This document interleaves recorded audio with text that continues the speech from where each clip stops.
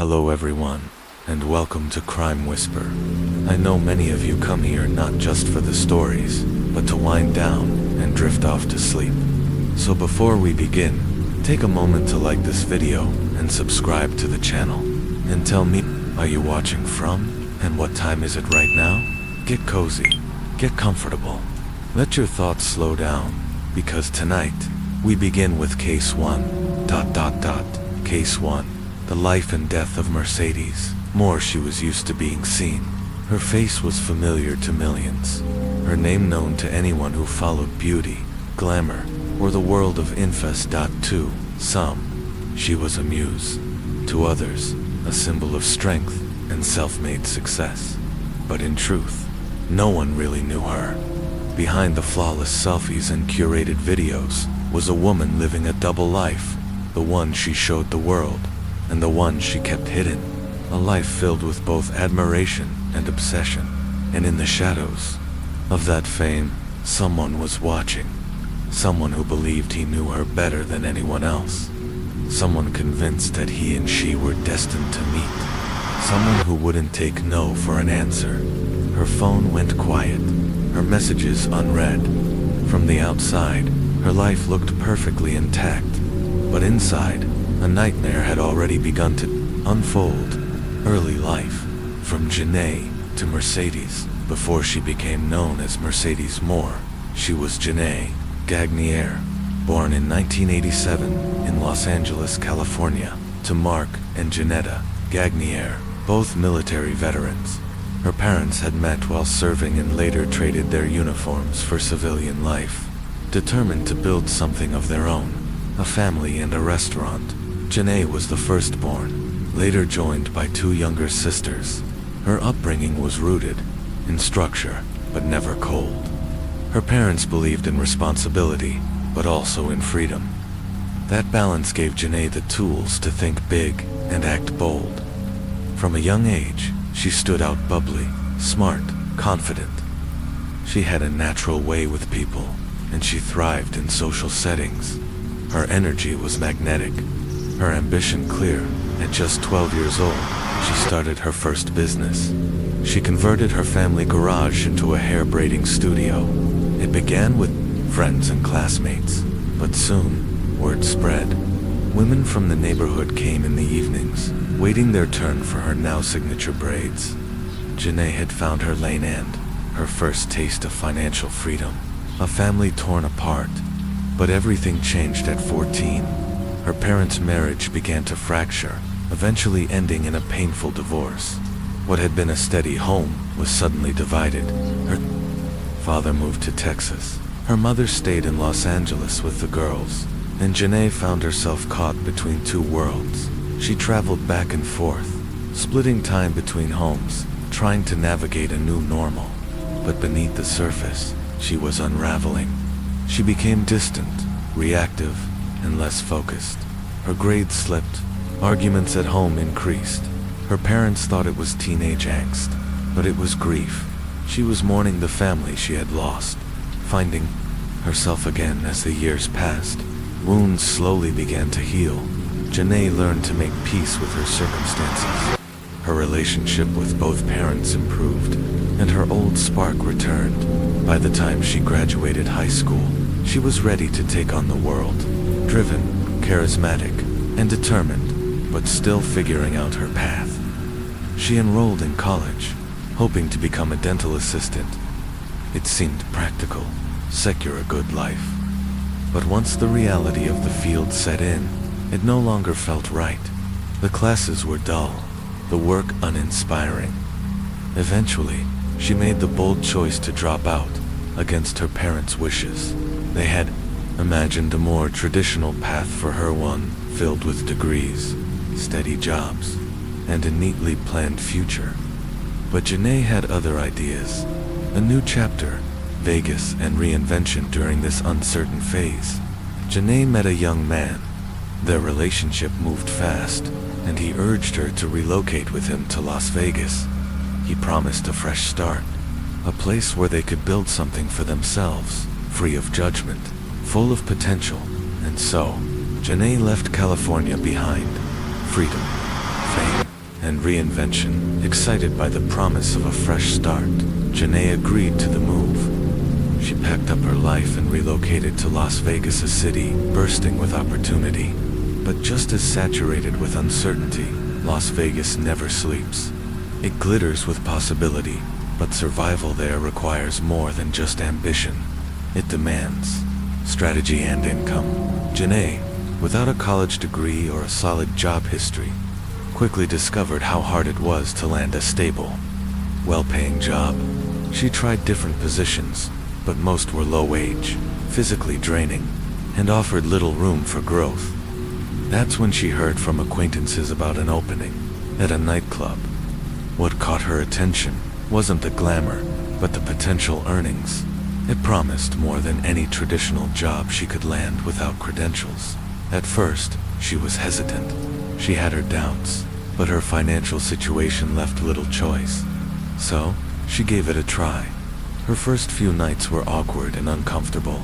She questioned whether this world was meant for her. But then, the reality of her paycheck set in. Nearly $5,000 a week. It was more than enough to cover rent, live comfortably, and even set some money aside. Over time, her view of the industry shifted. What began as a temporary solution became a deliberate path. She began to understand that this world wasn't just about money, it was about access, about visibility, about connections. In those clubs, she mingled with celebrities, athletes, and entrepreneurs. She watched how other women in the field used their presence to open doors to bigger opportunities. But not everyone approved. When her family learned what she was doing, the fallout was immediate. Her parents were disappointed and concerned. To them, she had abandoned a promising, respectable career path for something they didn't understand, something they couldn't accept. Arguments became frequent, and emotional distance grew. They urged her to walk away. She stood her ground. Janae made it clear she was making a conscious decision. She was happy, independent, earning well. But her parents couldn't reconcile her success with their traditional values. In their eyes, she'd traded her future for fast money and fleeting fame. Over time, the tension softened. They began to understand that Janae wasn't changing her mind. Even so, the divide in how they viewed her career never truly closed. Still, this was a turning point for her. She had financial independence. She had confidence, for the first time in her life. She was shaping her future entirely on her own terms. Becoming Mercedes Moore, she knew she needed a name, one that would stand out, one that would be remembered. That's when Janae Gagnier transformed into Mercedes Moore, a name that radiated boldness, allure, and power. As she gained experience in the nightlife scene, she began targeting higher-end venues, clubs, known for attracting elite clientele. These spots didn't just pay more. They offered access to rooms filled with celebrities, athletes, and powerful figures. With each connection, each night out, her network grew. Soon, she was being invited to private parties, exclusive events, and high-profile gatherings. She watched closely, learning how others leveraged appearance, branding, and lifestyle to gain influence. That's when she turned her attention to social media. Mercedes focused heavily on Instagram, using it as her personal stage. She shared curated glimpses into her life, lecherous backdrops, stunning outfits, and glimpses of celebrity encounters. She also maintained a presence on Snapchat and Twitter. But Instagram was her empire. Her follower count exploded. People were captivated not just by her looks, but by her lifestyle. They admired her confidence, envied her world, and speculated about who she really was. As influencers and public figures began tagging her, her visibility soared. Within a short time, her Instagram crossed 3 million followers. She wasn't just another face in the crowd anymore. She had become a brand, taking control. Enter OnlyFans. With fame came opportunity. Brands reached out with offers for sponsorships, collaborations, and paid promotions. But Mercedes wanted more than fleeting brand deals. She wanted financial control, stability on her own terms. That's when she turned to OnlyFans. She saw how others, especially models and influencers, were using the platform not just for income, but to build independence. It allowed direct interaction with followers. It cut out the middleman. It was hers to control. She created her account and began promoting it. Her followers responded immediately. Within weeks, she had thousands of paying subscribers, and within a few months, she was earning more than ever before. Unlike traditional brand partnerships that relied on algorithms or advertiser approvals, OnlyFans gave Mercedes consistent, direct income. She wasn't just surviving anymore. She was thriving on her own terms, with her own rules. Success, solitude, and a growing threat with the rise of her online income. Mercedes no longer needed the nightclub scene. She stepped away from late-night shifts and the exhausting demands of nightlife, choosing instead to work on her own terms. Her financial independence gave her something she had always craved: control. She focused full-time on content creation, managing her growing social media presence and building her brand. Leaving the clubs wasn't just a career decision, it was personal. She no longer wanted to rely on unpredictable clients or late nights. Her work was now in her hands. During this period of newfound balance, something unexpected happened. She fell in love. Her new partner wasn't involved in show business or entertainment. He preferred privacy, and their relationship developed quietly, away from cameras, away from followers. Friends and family noticed a change in Mercedes. She seemed calmer, more grounded, more self-assured. Her success had afforded her a different life now. She moved into an upscale, private neighborhood. She could travel freely, support projects she genuinely cared about, and had plans to launch her own clothing line. On the surface, this chapter of her life looked like a personal triumph. She had peace, she had love, she had success, but with fame came something far more dangerous, something she hadn't fully prepared for. The obsession begins among her millions of followers. Not all were fans. Some were strangers with blurred boundaries, people who believed they were entitled to her time, her attention, her life. It started with strange comments under her posts, mentions of locations she'd been to, neighborhoods that sounded eerily close to home. At first, she brushed it off as coincidence, but then it escalated. Someone posted her home address in the comments section. That was the turning point. Suddenly, her inbox was flooded with threats, disturbing messages, and aggressive demands to meet in person. Strangers began showing up at her house and brought gifts, hoping to impress her.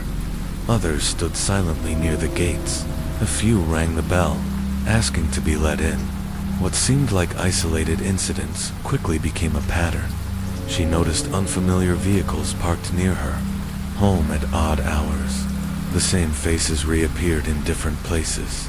She started to feel watched, followed. Her behavior changed. She went out less. She posted less frequently. She no longer tagged her locations.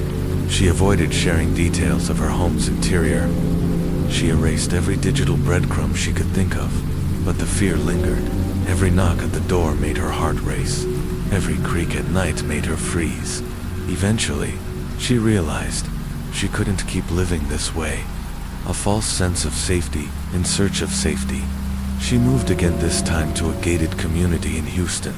It offered 24/7 surveillance, secure entry, and on-site security. It was supposed to be a fortress, her sanctuary. Here, she believed, no one could reach her. But even the strongest walls can't stop someone who refuses to accept boundaries.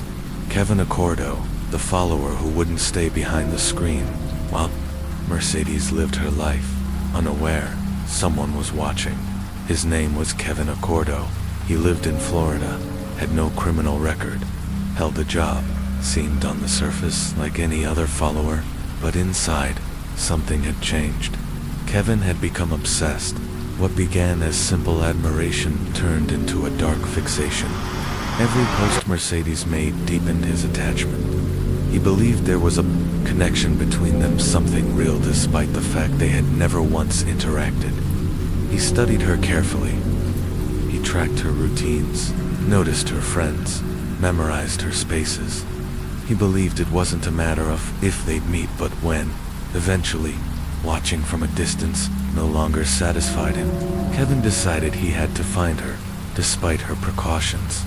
Mercedes had occasionally shared glimpses of her surroundings, a small reflection in a mirror, a hallway, a door-frame dot, and one of her final posts.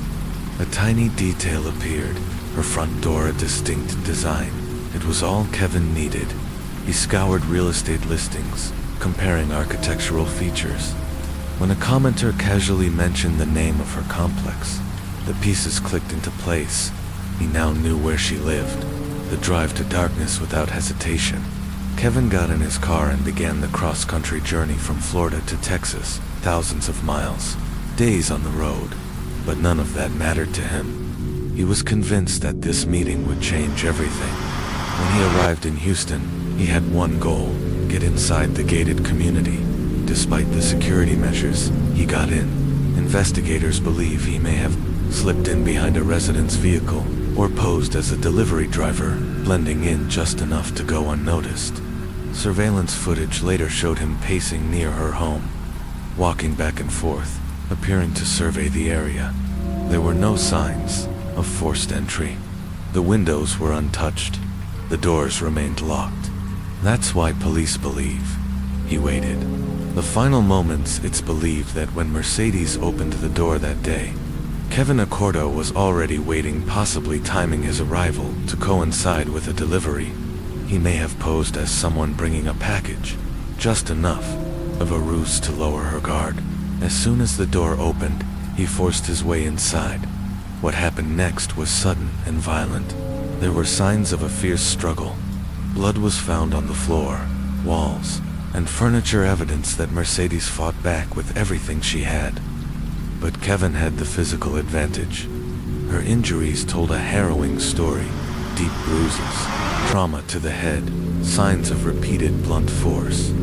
The final cause of death was determined to be asphyxiation. Kevin had strangled her, held her by the neck until her body went still.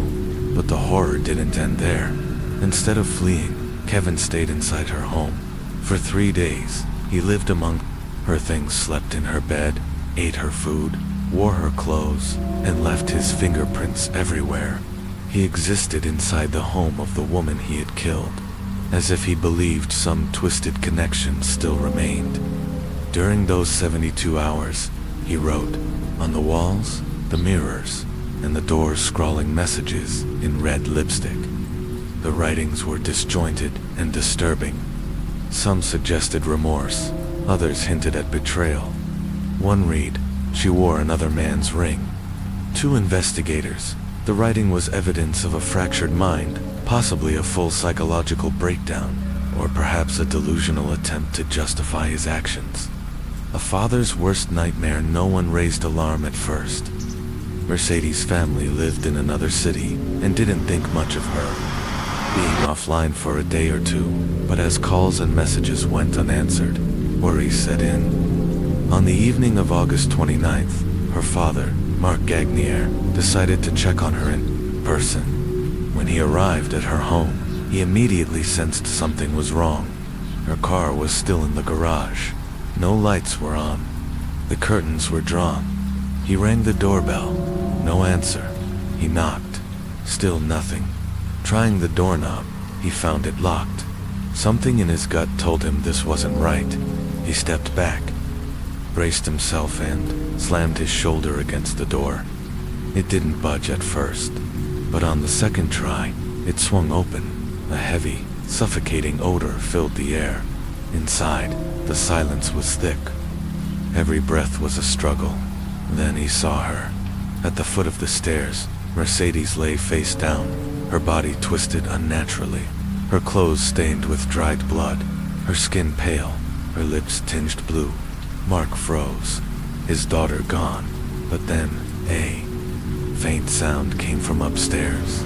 He looked up and saw a man collapsed, trembling, and then, still, Mark rushed to the upper floor. In one of the bedrooms, lying in a pool of blood, was a man, Kevin Acrodo, with a deep wound in his chest, self-inflicted. A knife lay nearby. He was barely alive. His eyes were losing focus. Mark didn't recognize him. He had never seen this man before. Looking around the room, he saw the walls covered in more red lipstick messages. Erratic, smeared, and unstable. One scrawl read, "I'm sorry. I was deceived." Another, "She wore another man's ring." Moments later, Kevin took his final breath. The aftermath police arrived within minutes of the 911 call. What they found was horrifying. There was no sign of forced entry. No indication Mercedes had ever met Kevin. No communication between them. No relationship. No shared history. The only connection existed in Kevin's mind, constructed entirely from social media. Investigators determined that he had spent 3 days in the home after killing her. He never attempted to clean up the scene. He made no plan to escape. Instead, he waited, and when the door finally opened and her father stepped inside, Kevin knew it was over. That's when he stabbed himself in the chest and chose to die inside the house of the woman he had destroyed. Paramedics attempted to save him, but he passed away on the scene. Truth, rumors, and public response news of Mercedes Moore's death spread quickly, and the public reaction was immediate. Her fans were devastated. Fellow influencers expressed grief and outrage. But almost as fast as the news broke, misinformation began to spread. Some claimed her death was due to a drug overdose. Others alleged it was caused by COVID-19 complications. Tabloid-style sites suggested she died during a private encounter gone wrong. All of these rumors were false. Police made it clear this was a premeditated killing, the result of stalking, obsession, and mental instability. There was no doubt about what had happened, and there would be no trial. Kevin Accordo was dead. For Mercedes' family, the lack of accountability was unbearable. No justice, no sentence, no apology, only loss. The family's grief. Her father, Mark Gagnier, was the first to see her lifeless body. That moment, he says, is one that replays in his mind every single day. The image is burned into his memory. Her sisters lost more than a sibling. They lost a protector, a role model, a guide. Her mother was left shattered by the weight of what had happened. But the family made a decision. They would not let Mercedes be forgotten. Mark began speaking to media outlets, using his daughter's story to raise awareness about stalking, influencer safety, and digital obsession. He wanted her death to serve as a warning, and her life to remain a light. End of Case 1. This was the story of Mercedes Moore, a woman who rose from modest beginnings, built her own empire, and tragically became the victim of a man she never even knew. Her life was filled with ambition, resilience, and beauty. Her end was marked by obsession, violence, and injustice. And now, she is remembered not only for what she shared, but for what was taken from her.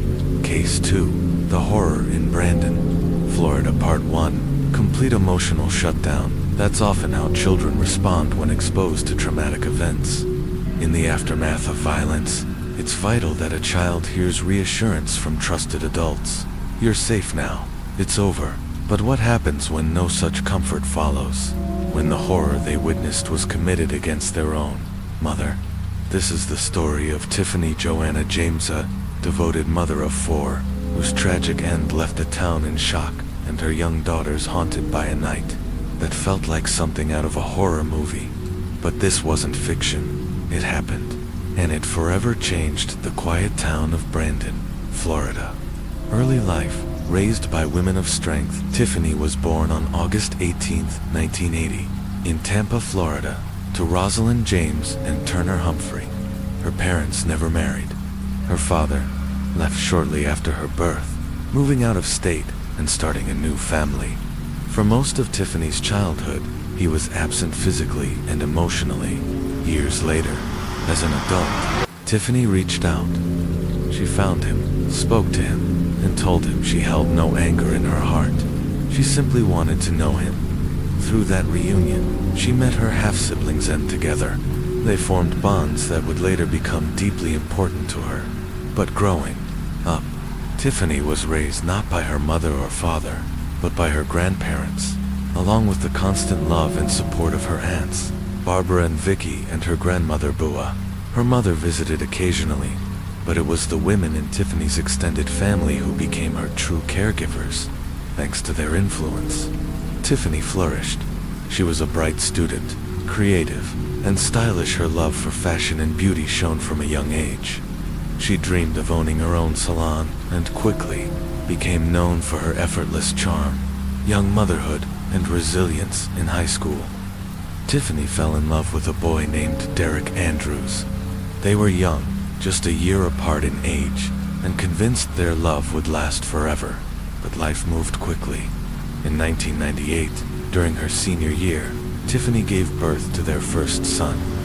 Derek Jr. college plans were set aside as she stepped fully into motherhood.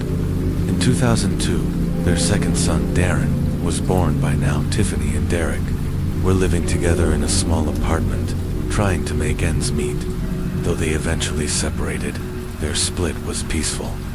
Derek remained an involved father, helping raise their sons, while Tiffany pressed forward as a single parent, strong, motivated, and determined. Ambition and renewal. Tiffany wanted more, for her children and for herself. She returned to school, pursuing a career in cosmetic medicine. She moved back in with her grandparents to cut costs and raise her sons with their help. After earning her credentials, she secured a position at a respected private clinic. She was on her way, financially stable, focused, and thriving. Still, she longed for companionship. In 2007, Tiffany met Daryl Williams, a man 14 years her senior, with 3 grown children. Their bond formed quickly, and soon, she was pregnant with twins. In March 2008, she gave birth to 2 daughters, Diamond and Dia. Tiffany embraced motherhood all over again. Now, as a mother of 4, she dressed her daughters in matching outfits, took them to dance and gymnastics, and supported her sons' sports careers. Her home was full of life, laughter, and goals. But her relationship with Daryl didn't last. When Tiffany discovered his infidelity, she didn't hesitate. She left. She packed up her children and started fresh. A new life in Brandon. She moved her family to Brandon, Florida, drawn by its strong schools, safe neighborhoods, and peaceful atmosphere. It seemed like the perfect place to rebuild. Tiffany completed a hairstyling program and began working at a top-tier salon, quickly becoming one of the most in-demand stylists in the area. She dreamed of opening her own salon and scouted locations regularly. Her children were thriving. Her finances were stable. Life felt full again. She even reconnected with her father and half-siblings in Alabama, rekindling relationships she had missed. Holidays were spent together. The children grew close, but there was still one missing piece: love, a secret romance, a new beginning. In 2014, fate stepped in. At a shopping mall, Tiffany ran into Ben, a man she had known in her youth, but hadn't seen in nearly 15 years. He too was a single parent and had recently moved to Brandon with his own children. Their connection reignited quickly. Over coffee and conversation, their friendship turned into something more. Within months, Tiffany and Ben were in love. They kept their relationship private, sharing only with close friends and family. But by October 2015, Tiffany dropped a hint on her social media, a photo of 2 hands, hers and Ben's, each wearing a wedding band, resting atop a Bible. The caption reads simply, "Yes, she was engaged, quietly, joyfully engaged, and ready for the next chapter." Halloween night, a mother's final celebration. Halloween was always a special time in Tiffany's home. She and the kids planned their costumes weeks in advance, carved jack-o'-lanterns together, and set out to collect candy under the glowing streetlights. That year, Derek Jr. and Darren were old enough to trick-or-treat with their friends. Tiffany stayed with her twin girls, Diamond and Dia. as they explored a nearby neighborhood, one known for its elaborate decorations and friendly neighbors. The night was supposed to be festive, magical, memorable. No, one could have foreseen the horror that was about to unfold. Elsewhere, a knock, and a masked stranger in a nearby home. A woman sat alone on her couch, the TV playing a horror movie in the background as she dozed off. It was nearly 9 p.m. The neighborhood was quiet. Trick-or-treaters had gone home. Then a loud bang. Something crashed outside, and then the front door swung open. She had forgotten to lock it. Standing in the doorway was a figure dressed in black, a hockey mask, just like Jason Voorhees from Friday the 13th. But this wasn't a prank. He wasn't holding a machete. He was holding a shotgun. For a moment, she thought it had to be a joke, a costume gone too far. But something in the man's stance, the way he stood, completely still froze her in place. Then, her eyes drifted downward. The night of terror continued as the woman at the door stood frozen. Her eyes fell to the ground. There, at the masked figure's feet, lay a woman wounded, writhing, barely able to move. The stranger in the hockey mask stared down at her for a chilling moment. Then, without hesitation, raised the shotgun again. Terrified, the witness slammed her door shut and collapsed behind it, trembling on the floor. 2 more deafening blasts ripped through the night, then dashed silence. It was the kind of quiet that doesn't comfort, the kind that makes your skin crawl. Moments later, a faint tapping broke the stillness. At first, she ignored it, paralyzed by fear. But then it came again, insistent, soft knocking on the window. Against every instinct, she crept toward it and peeked outside. Standing there was a little girl, her cheeks streaked with tears. Just behind her sat another child, curled on the sidewalk with her arms wrapped tightly around her knees. Lost in shock, without thinking, the woman flung the door open and pulled both children inside. She locked the door and grabbed her phone to call 911. Other neighbors, startled by the gunfire, had already begun calling emergency services as well. A mother's final moments when paramedics arrived. They found a woman on the pavement, bleeding heavily, though she was still alive. Her injuries were catastrophic. Despite their efforts, she succumbed to her wounds en route to the hospital. At first, no one knew who she was. She carried no ID. The 2 young girls were too traumatized to speak. But then a few neighbors recognized her. It was Tiffany James, a local hairstylist and beloved mother, and the girls, her twin daughters. Authorities notified family members, and the girls were rushed to the hospital for evaluation. Physically, they were unharmed, but emotionally, the damage was immense. Trauma counselors were brought in immediately. Dozens of people had been out celebrating Halloween that night. Several witnesses recalled the horrifying scene, but struggled to process what they'd seen. It had felt surreal, almost like some twisted Halloween stunt. Meanwhile, the attackers, still masked, vanished into the crowd. The investigation begins. Some neighbors remembered seeing a silver Chevrolet sedan parked nearby just before the shooting. They said it sped off after the first gunshots, only to stop briefly down the road before disappearing completely. No one saw the license plate. No one could confirm the driver's identity.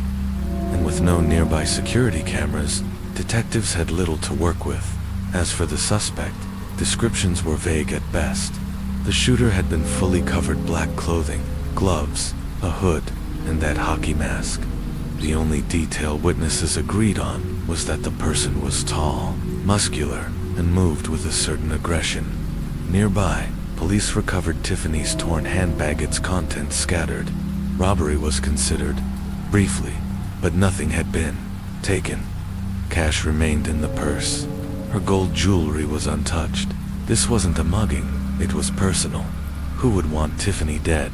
Investigators began by questioning the obvious connections.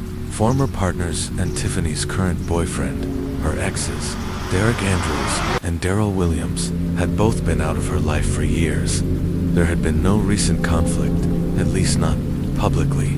But Ben, her current fiancé, was different. He was a mystery. Tiffany had kept their relationship extremely private. Given how little was known about him, detectives decided to visit his home the very next morning around 5 a.m. Every light in the house was on.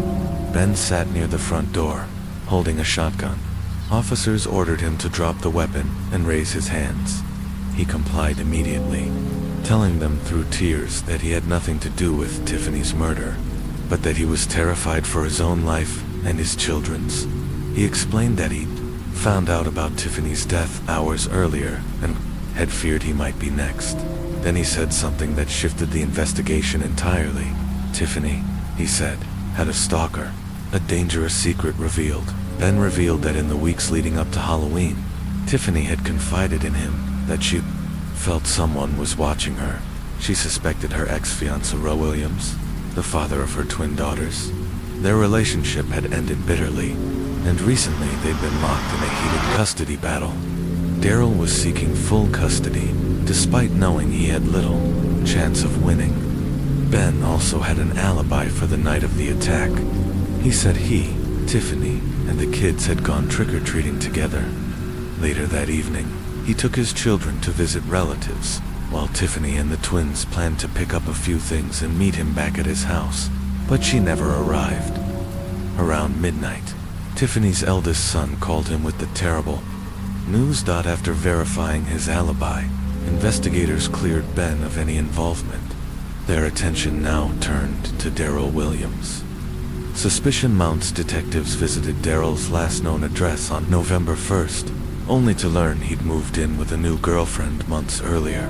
His adult daughter answered the door.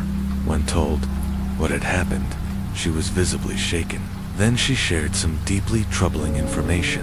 Daryl, she said, had a short temper. He was controlling, manipulative, and obsessed with firearms. In fact, he owned a shotgun.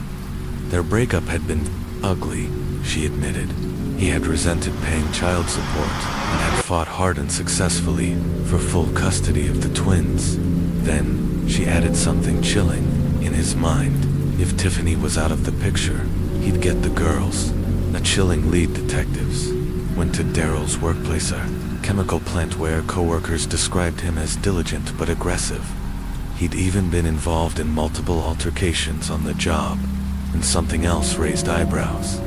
On the night of the murder, Daryl refused to take a last-minute shift for the first time in years, citing personal matters. That meant he had no alibi. Investigators proceeded to the home of his new girlfriend, Rosalind.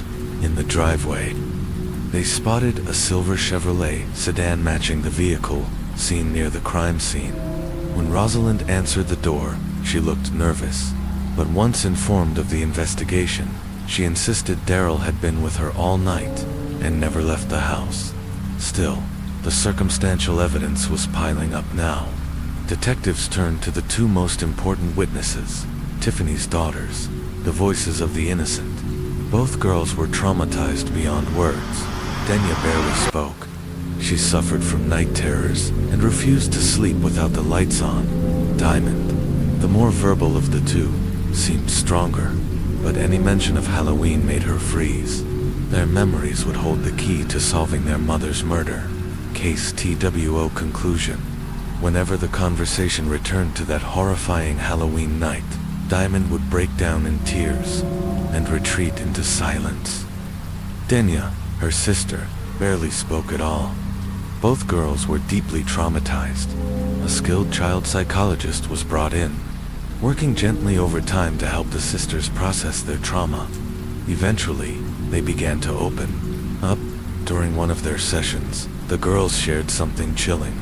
They revealed that while visiting their father, Daryl Williams, they had repeatedly seen a strange man deliver folders to him, thick envelopes stuffed with paperwork. One day, while Daryl had stepped out, curiosity got the better of them. They opened one of the folders. Inside were photographs, disturbing ones. Photos of their mother, Tiffany, taken in public places. Pictures of Ben's house, of their own home, taken from different angles and distances. It became clear that Daryl had hired a private investigator to track Tiffany's every move. Then came the most damning detail of all. Just 2 days before Tiffany's death, a court had granted her full custody of the twins. Daryl had been ordered to pay child supports, something he had fiercely opposed for years. With this critical new information, investigators moved swiftly. A warrant was secured for Daryl Williams' arrest. The arrest of Daryl Williams. Given his history with firearms and the potential for resistance, officers chose to arrest Daryl at work where security was high and confrontation could be minimized. When they arrived, Daryl was stunned. He didn't fight back. He said nothing, offered no excuses. His only request was to speak with a lawyer at first. Both Daryl and his girlfriend Rosalind denied everything. But then detectives obtained their phone and GPS data, and the evidence was clear. Both had been near the crime scene on the night of the murder. The pressure was on, and the first to crack was Rosalind. Rosalind's confession in exchange for a lighter sentence. Rosalind agreed to testify against Daryl. According to her, she didn't know exactly what he had planned that night. He had simply told her he needed a ride. She had driven him to a residential neighborhood and waited in the car. Then, the first gunshot rang out. Panicked, Rosalind hit the gas butt. Seconds later, she slowed down. Daryl ran to the car, jumped in, and they sped away.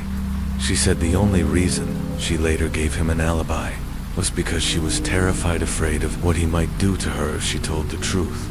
Rosalind was charged as an accessory, but spared the full weight of the law in exchange for her cooperation. Daryl, however, was now facing first-degree murder, a capital offense, carrying the possibility of the death penalty. Desperation and lies in a desperate attempt to save himself. Daryl tried to turn the tables. When he learned that Rosalind had testified against him, he spun a wild and baseless story. He accused Rosalind of having an affair with his adult son. He claimed they had conspired to frame him for Tiffany's murder. That accusation was immediately debunked. Investigators found zero evidence to support it. His son had not been involved in any way and had a verified alibi for the night of the killing. With every avenue closing around him, Daryl finally agreed to a plea deal to avoid the death penalty. Justice for Tiffany. In April 2017, Daryl Williams pled guilty. He was sentenced to 50 years in prison. Under the terms of his plea, he would not be eligible for parole for at least 25 years. He would spend the majority of his life behind bars. For Tiffany's family, there was some sense of justice, but no real closure. Nothing could erase the trauma etched into her daughter's memories. No sentence could undo the pain of watching their mother die at their feet. Still, her loved ones vowed to honor her memory. They continued to speak out against domestic violence and custody-based stalking, warning others about how quickly love can turn to obsession and how secrecy can become a weapon. Case 3, a life with promise, stolen too soon. Human life is a gift, priceless and irreplaceable, but some people treat it like a commodity, something to be taken when it suits their purpose.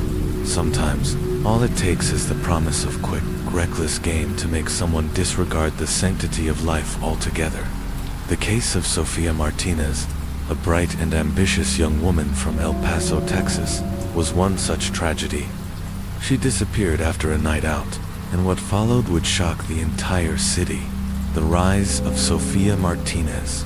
Sofia Maria Martinez was born on November 14, 1981, to Juan and Lerard Martinez, immigrants from Mexico who had settled in El Paso in the late 1970s in pursuit of a better life. She was the middle child between two sisters, Dulsonia, the eldest, and Moran, the youngest. The girls were raised with strong family values, and the bond they shared was unbreakable. But when Sofia was just 12, her parents' marriage began to unravel. In 1995, they divorced. The sisters remained with their mother, who later remarried a businessman named Ilodo Lucio, and had 2 more sons, though their biological father gradually drifted out of their lives. Sophia never held any bitterness. She developed a warm, respectful relationship with her stepfather and continued to help raise her younger siblings. An independent spirit from a young age, Sophia showed independence and determination. At 15, she began working part-time at a mall, saving diligently for a dream she had held for years, a bright red Pontiac sports car. Her family, seeing her dedication, surprised her on her 18th birthday by helping her cover the final payment. That car became her prized possession. She kept it spotless and refused to let anyone else drive it. By 2000, Sophia was preparing for high school graduation. She was excited about prom, about college, about everything life had waiting for her. She planned to attend the University of Texas and major in history, hoping to become a teacher. She wasn't dating seriously. Education was her priority, but she was well-liked, confident, and radiant. A blind date that changed everything. In early March, a coworker named Justin suggested setting her up with a friend. Hesitant at first, Sophia eventually agreed.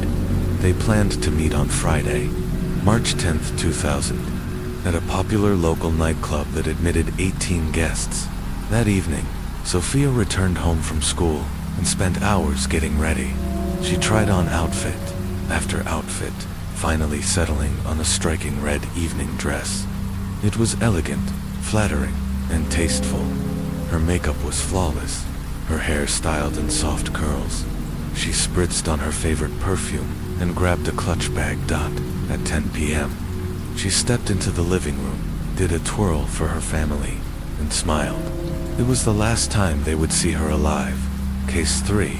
The murder of Sofia Martinez. Sophia's family had no doubt if there was anyone who could charm a man on a first date, it was her. Confident, radiant, and kind. Sophia promised her mother she would be home no later than 2 a.m. She had a work shift at the mall the next morning, and being responsible was second nature to her. At 10:10 p.m., Sophia left the house with a glowing smile, stepped into her beloved red Pontiac, and waved goodbye to her family, watching from the window. No one could have imagined that they were seeing her for the very last time. The first sign something was wrong the next morning. Her younger sister Marianne peeked into Sophia's room, but something immediately felt off. The bed was perfectly made, not just tidy and touched. It looked like Sophia hadn't come home at all. At first, they assumed she had left early for her shift, but then they noticed her work ID badge still sitting on her vanity. Her shoes, the ones she always wore to work, were still tucked in the corner of the closet. Just as worry began to set in, the phone rang. It was Sophia's employer calling to report that she hadn't shown up for work. That had never happened before. The family's concern turned into panic. Sophia didn't have a cell phone common at the time, so her family began calling friends, co-workers, and anyone she might have visited. No one had seen her. Worse, they didn't have contact information for the man she was supposed to meet that night. Fearing the worst, they called every nearby hospital in case she had been in an accident, but there was no trace of Sophia by that evening. Her mother Lourdes went to the police to file a missing persons report. She brought a recent photo, a full description of her clothing, and the details of her red Pontiac. A grim discovery in New Mexico on Saturday, March 11th, just one day after Sophia vanished. A red Pontiac was discovered abandoned 100 yards off a highway in neighboring New Mexico. The passenger window had a bullet hole, and the interior was stained with what appeared to be dried blood on the seat, the steering wheel, and the headrest. Experienced officers on the scene feared the worst. This wasn't a simple breakdown. A violent crime had clearly occurred. The car was immediately towed to a forensics lab. At first, investigators had no idea it was connected to a missing girl in El Paso. That changed quickly when they ran the vehicle registration. It was registered to Lourdes Martinez Lucio. Authorities called to ask if the car had been stolen. No, Lourdes told them. Her daughter Sophia had been driving it tanned. She had been missing since Friday night. Sophia would never abandon her car willingly. It was her pride and joy. Something terrible had happened, but for now, no one knew where she was, or whether she was still alive. A body in the desert on Sunday, March 12th. A group of teenagers hiking near the outskirts of El Paso spotted something strange in the sand. A flash of red dot. Curious, they approached. What they found was horrifying. The lifeless body of a young woman, dressed in a blood-soaked red evening gown. Her face was so badly disfigured that she was unrecognizable. The teens ran home and told their parents, who immediately called police. Within an hour, forensic teams arrived at the scene. There was no ID, no phone, no wallet, but officers had a grim suspicion. This was Sofia Martinez at the station. Investigators showed Lourdes a photograph found tucked inside the victim's bra. It was a picture of Sofia holding her youngest brother. She used to keep photos of her siblings in her wallet, but this one, it seemed, had been deliberately placed near her heart. Lourdes fell silent. There was no need for further confirmation. Her daughter was gone. The autopsy and forensics. The autopsy confirmed what police had feared. Sofia had been shot 5 times in the face. One of the bullets was recovered from the sand. The trauma was massive, and death would have been instant. But the physical damage told only part of the story.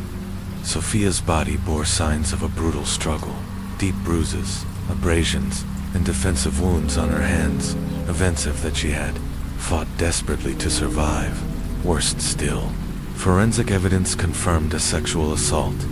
There were internal injuries and biological samples collected from the scene, which were sent for DNA analysis. The results were uploaded to the national database, but no matches were found. This meant her killer had no prior record.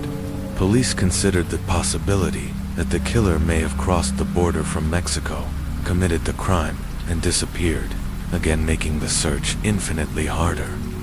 Near the body, investigators found multiple shoe prints in the sand, most of them blurred, but one left a clear impression that allowed them to determine the size and sole pattern of the shoe. Inside the car, no usable fingerprints were recovered, only Sofia's own. Her purse was found in the back seat, but her wallet, keys, and cash were gone. The killer now had access to her home, address, and her house keys. Police immediately advised her family to change their locks and install a security system. Her family followed those instructions, but they lived in constant fear, knowing that the man who had done this might return or strike again. Following the first leads, the investigation turned to the blind date Sofia had agreed to on the night she disappeared. Her family didn't know the man's name or contact details, but they did know he had been introduced by Sofia's co-worker, Justin. Officers went straight to the mall where she worked. Justin was on shift and agreed to speak with investigators. He explained that he had introduced Sofia to a friend named Marcus, and that they were supposed to meet at a nightclub that night.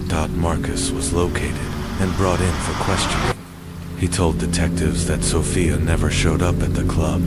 He and Justin had waited until around midnight, then assumed she had changed her mind. Justin only found out the next day that Sofia had gone missing. Case 3, Part 2.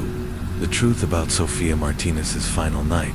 After Sofia Martinez failed to return home on the night of March 10th, and her red Pontiac was discovered abandoned in the New Mexico desert, the investigation turned into a relentless search for answers. Both men connected to her blind date, Justin, her co-worker, and Marcus, the man she was supposed to meet willingly, took polygraph tests, submitted DNA samples, and handed over the shoes they had worn that night. All results came back clean. Their alibis were supported by dozens of witnesses who had seen them at the nightclub, right where they said they were, with no signs of deception and no forensic evidence linking them to the crime. The trail went cold until investigators conducted a deeper search of Sofia's abandoned car, the ATM receipt, and a breakthrough in the case under the driver's seat. Police discovered a crumpled ATM receipt dated March 10th at 10:23 p.m., showing a withdrawal of $20 from a machine just a few blocks from Sofia's home. The location was covered by several security cameras, including one directly over the ATM. When detectives reviewed the footage, they made a chilling discovery. The crime captured on camera, grainy surveillance footage from the early 2000s revealed the horrifying truth. At exactly 10:22 p.m., Sophia's red Pontiac pulled into the ATM lot. She was alone in the vehicle, as clearly seen from multiple angles. After withdrawing $20, she lingered for a moment, checking her reflection in a compact mirror and applying lipstick. Suddenly, from the darkness behind her vehicle, a figure appeared. A man dressed head to toe in black, with a hood obscuring his face, crept toward the driver's side. Sophia didn't see him until he was at her window. Then a flash.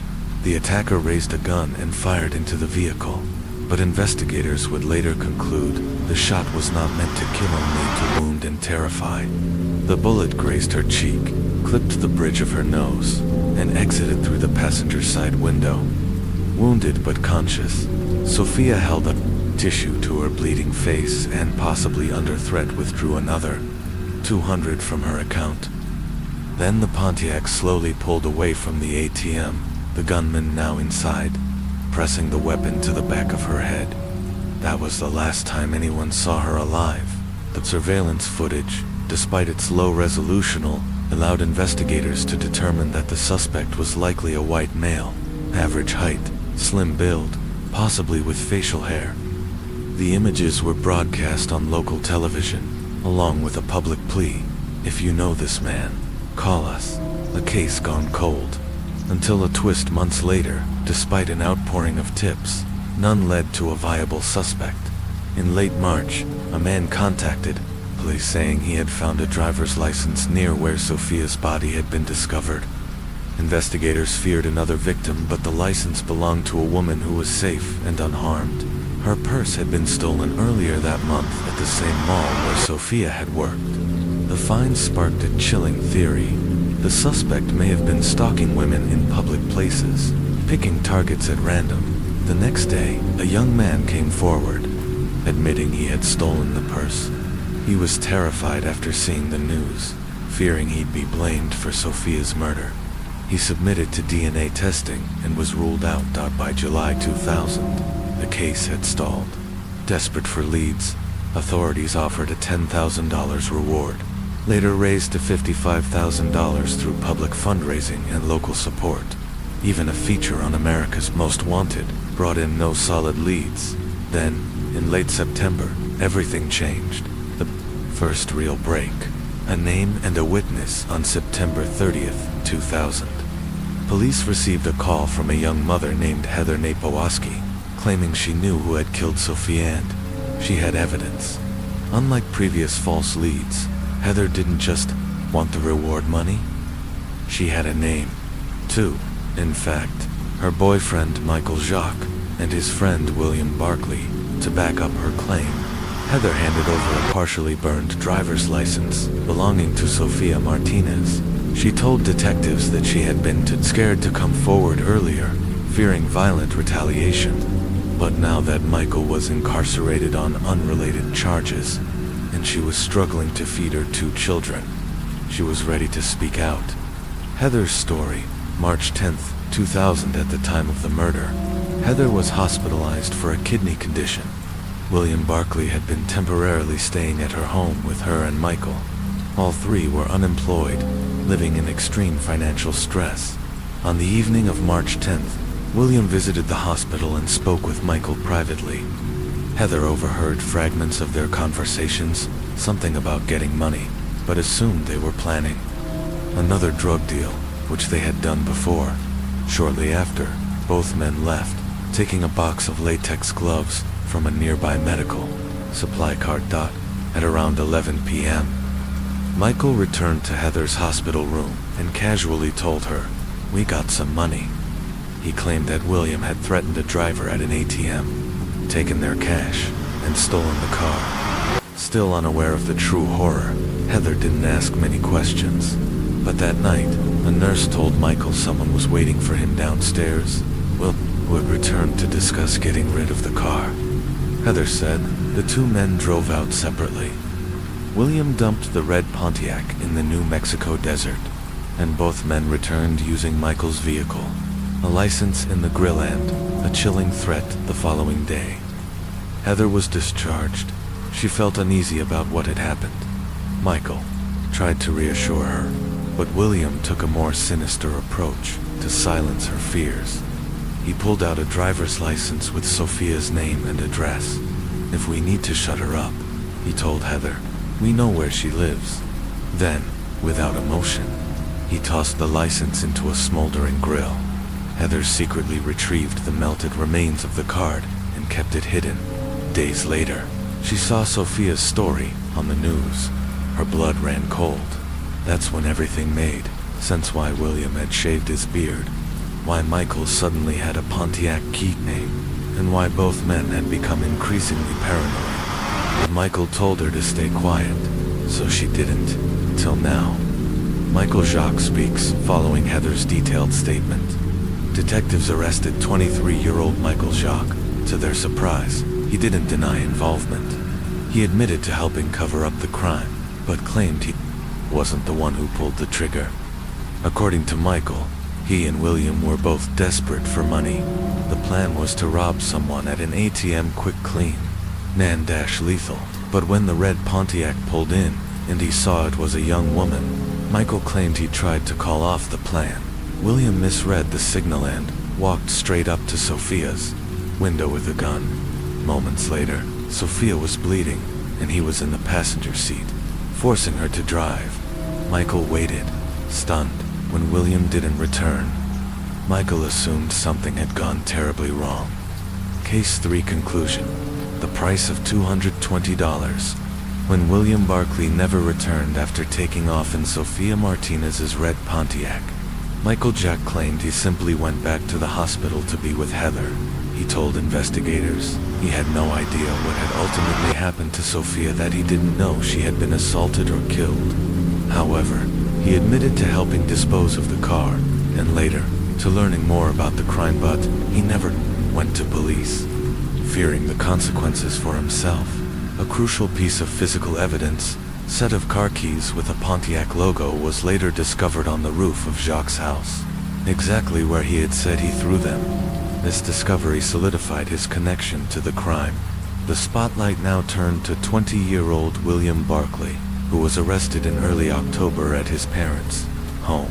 The suspect, a hidden history of violence. William had no official criminal record, but those who knew him painted a disturbing picture. Former classmates, ex-girlfriends, and even his own mother described a long history of violent outbursts and cruelty. He had physically attacked people in the past, but no one had ever filed a police report. At the same time, he was described as exceptionally talented, particularly in visual art. Some of his work had even been displayed in local galleries, a jarring contrast to the darkness behind closed doors. Berkeley's shifting stories during initial questioning. Berkeley admitted to robbing Sophia, but claimed he had only intended to scare her. He said they needed money, and that the encounter at the ATM had been meant as a simple robbery. When asked about the assault, he claimed it had been consensual, and insisted he had accidentally shot her afterward. But as the investigation progressed, and he realized the full scope of the case against him, Barkley changed his narrative again. Now, he portrayed himself as a pawn, claiming Michael Jacques had masterminded the plan and deliberately targeted Sophia after assuming that the owner of a red Pontiac might have a large balance in her account. When the pair discovered she only had $220, he claimed. The situation spiraled, turning petty theft into brutal murder. Trial and sentencing. As the case moved to trial, the former friends turned on each other, each blaming the other for Sophia's death. But the evidence against Berkley was overwhelming. Investigators had recovered the murder weapon, a .22 caliber handgun, from his residence. His DNA matched samples found on Sophia, and a pair of sneakers in his closet matched the footprints left at the desert crime scene. On April 7, 2002, William Barkley was convicted on all charges including kidnapping, sexual assault, and first-degree murder. He was sentenced to death by lethal injection. The sentence was carried out in the spring of 2010. In all the years leading up to his execution, Barkley never once expressed remorse for what he had done. The fate of the others on November 3rd, 2002. Michael Jock was also convicted, found guilty of conspiracy to commit a violent crime and evidence tampering.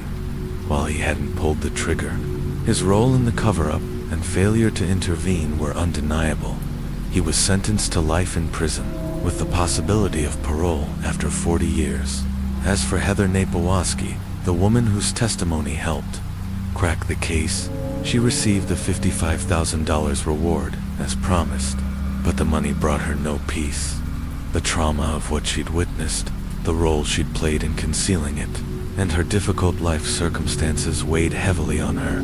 She eventually lost custody of her children, and by the age of 35, she had passed away due to complications from a chronic kidney condition. Case 4. The mystery of Undrine McDonald. When Undrine McDonald didn't show up for work on the morning of March 1st, 2019, her assistant and closest friend, Carolyn Garner, immediately knew something was wrong. Undrine was reliable, punctual, and never went off the radar, especially without telling anyone. Caroline and 2 other colleagues drove to the McDonald residence to check on her. They knocked several times, but got no response, refusing to leave without answers. Caroline walked around the house and noticed something strange in the backyard. A burnt patch of grass, with what appeared to be a charred zipper among the ashes. Someone had burned clothing, but why? Feeling increasingly uneasy, she tried the back door. It was unlocked. A disturbing discovery inside the home. The atmosphere was unnervingly calm, almost too quiet, as if the family had simply stepped out, but subtle signs hinted otherwise.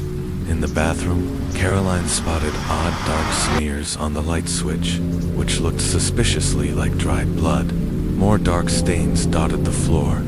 She took photos of everything and called police immediately. Investigators arrived swiftly and began combing through the house. What they found deepened their concern. The carpet in the master bedroom had been heavily scrubbed, and the lingering odor of strong cleaning chemicals filled the air. Despite the effort to sanitize the room, faint traces of blood remained visible, including a smear on the doorframe. To detectives, it was becoming clear this house had likely been a crime scene. Still, there was no sign of Undrine, her husband, Andre McDonald. Where was Andre initially? The whereabouts of their 6-year-old daughter, Alina, were also unclear. Fortunately, officers soon confirmed she was safe, staying with her paternal grandmother. All 3 of the family's vehicles were accounted for, 2 parked outside and a 3rd, a Chevy Malibu, in the garage. That Malibu immediately drew interest. Its dusty exterior, embedded gravel, and signs of recent travel along dirt roads hinted it had been somewhere remote. As officers continued their search, Andre McDonald suddenly returned home. He looked visibly rattled and confused to see police at his property. When asked where he had been, Andre said he'd spent the night searching for his wife. He listed several hospitals he claimed to have visited. Police verified that he had stopped at those hospitals, but not until the following morning. At one facility, when staff mentioned that someone named McDonald had checked in, Andre visibly panicked and left without learning it was just someone with the same surname. A suspicious story. Andre was taken in for questioning. He admitted that he and Undrine had argued the night before. After the fight, he claimed he left to cool off. When he returned, she was gone. He said he had tried calling and texting her, but received no reply. He then dropped Alina off with his mother and began searching again, but his timeline had holes. His phone had been turned off since the night before and remained off until he showed up that day. When asked why, Andre suddenly clammed up and refused to answer more questions without an attorney, lacking hard evidence. Authorities had no choice but to release him, but they placed restrictions on his movement and began surveillance on both him and the home. a dangerous game despite being watched. Andre vanished for nearly 12 hours. Investigators later learned he had spent that time visiting various hardware stores, where he paid cash for a chilling list of supplies: a shovel, heavy-duty trash bags, a hatchet work gloves duct, tape fire starter fluid. He kept his phone off and avoided using credit cards, clearly trying to cover his tracks. Fortunately, store surveillance footage captured his movements. Meanwhile, forensic testing confirmed that the blood traces inside the house belonged to Andre. Officers moved in and detained Andre for further questioning. They also obtained a warrant to search the house more thoroughly and to seize all digital devices. During the time he had gone off the grid, Andre had briefly returned home, but left quickly, unaware that law enforcement was now following him. A calculated breakdown. Andre's next stop, a gun shop, where he bought a large caliber handgun and a stash of ammunition, again paying in cash. But after completing the purchase, he did something odd. He left the items on the counter and walked out, empty-handed. To some, it looked like a man unraveling, but to seasoned investigators, it seemed more like a deliberate performance, an attempt to appear mentally unstable, possibly to build an insanity defense down the line. When officers arrested him outside the store, Andre didn't resist. During the physical inspection, they noted fresh scratches on his hands and forearms consistent with fingernail marks, likely from a struggle. Nearly 48 hours had now passed since anyone had seen Andre. The chances she was still alive were growing slim. The search intensifies. A massive search effort began. Hundreds of volunteers, law enforcement officers, and even concerned strangers scoured rural Bexar County, hoping for a miracle. But the fields, woods, and surrounding neighborhoods yielded nothing. Even a deep dive into the McDonald's phones, tablets, and digital devices turned up no clear answers. It wasn't until a second search of their vehicles that the investigation took a dramatic turn. The hammer in the Porsche, inside the trunk of Andre's Porsche Macan. Investigators discovered the tools he had recently purchased, but more disturbingly, they found a hammer wrapped in plastic. It had dark stains and long strands of hair clinging to the head. Forensic tests confirmed the hammer contained both Andre's DNA and biological material from Andre. The handle, however, had been wiped clean, no fingerprints. When confronted, Andre denied any knowledge of the hammer, suggesting someone had planted it in his car. But by now, the evidence was mounting. Despite this, he was able to post bail, a staggering $500,000, paid without delay, and was released. Back home, he didn't join the search for his missing wife. Instead, he stuck to his version of events.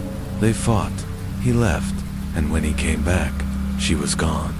Text messages recovered from his phone showed him pleading with her around midnight, saying their daughter was crying, begging her to come home. Shortly after, his phone went dark again. The illusion of a perfect life, as hope for finding Andre alive dwindled. Detectives began digging deeper into the McDonald's life. From the outside, they had everything: wealth, success, a beautiful daughter, and a growing business empire. But it was just a facade behind closed doors. Their marriage was crumbling. The stress of their growing business, Andre's frequent absences due to military service, and long-standing emotional distance had pushed the couple to the brink. In 2016, while Andre was stationed in Alabama for 6 months, their bond deteriorated further. Just before he was set to return, Andre sent him a message, a marriage unraveling back in 2016. While Andre McDonald was stationed in Alabama for 6 months, his marriage to Andre had already begun to deteriorate. Just before he returned home, Andre sent him a message, one that changed everything. She told him she thought it was best they go their separate ways, and that there was no need for him to come back. When Andre did return to Texas, he learned something that pushed tensions to the brink. During his time away, Andre had rekindled a relationship with a man named O'Brien, someone she had known in Jamaica long before she met Andre. But O'Brien wasn't just a past love. He was rumored to have ties to the criminal underworld. He had begun traveling to Texas to see Undreen, and before long, they made plans to be together. The McDonalds filed for divorce. Under Texas law, their assets, including their growing assisted living business, would be divided equally. This became a major point of contention. Undreen believed she was entitled to more. After all, she had been managing the operations while Andre served in the military. But Andre believed everything belonged to him. He argued he had funded the business, brought Undreen to the US, paid for her education, and made her success possible. About 6 months later, divorce proceedings were paused. The couple appeared to reconcile, trying again, they said, for the sake of their daughter. Outwardly, things looked stable, but beneath the surface, the resentment remained. A final warning: Undreen confided in her friend Caroline that Andre was increasingly controlling, manipulative, and possessive. He believed the house, the business, even Undreen herself, were his property. He had made it clear he didn't want her going back to Jamaica, knowing she would likely see O'Brien. Caroline told police that shortly before her disappearance, Undreen had said something chilling. "If anything ever happens to me, just know it was Andre." 2 weeks later, Andre discovered something that may have pushed him over the edge. Undreen had quietly registered a new business in her own name and transferred a portion of their shared assets into it. For Andre, it was likely the ultimate betrayal. The discovery on July 11th, 2019. 4.5 months after Andreanne vanished, a local farmer named Clint Campbell, was walking across his property just outside San Antonio while surveying a heavily overgrown area. Clint caught a whiff of something foul, the distinct odor of decomposition.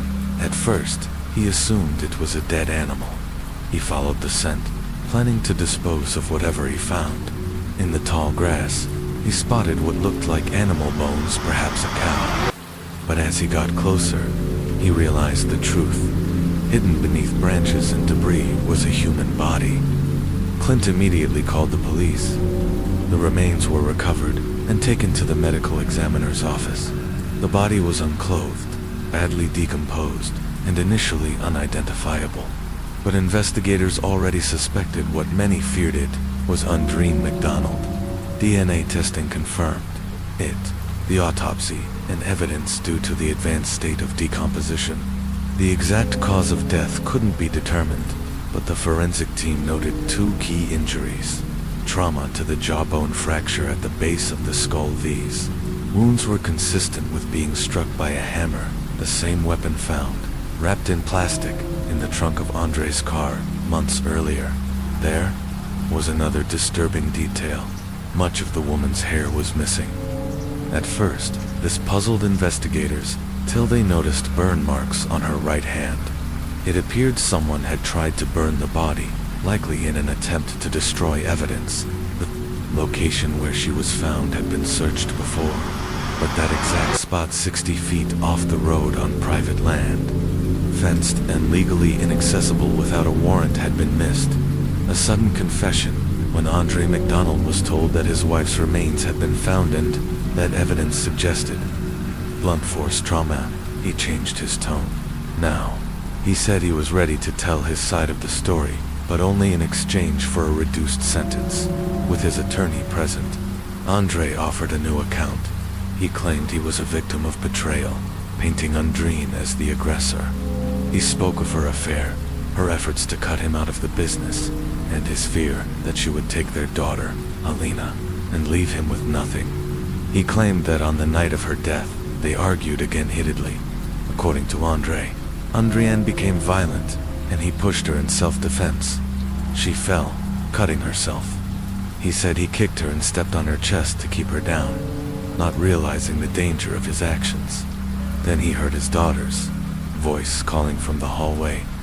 Panicking, he left the room, scooped up Alina, and carried her back to bed, promising that her mother would check on her later when he returned.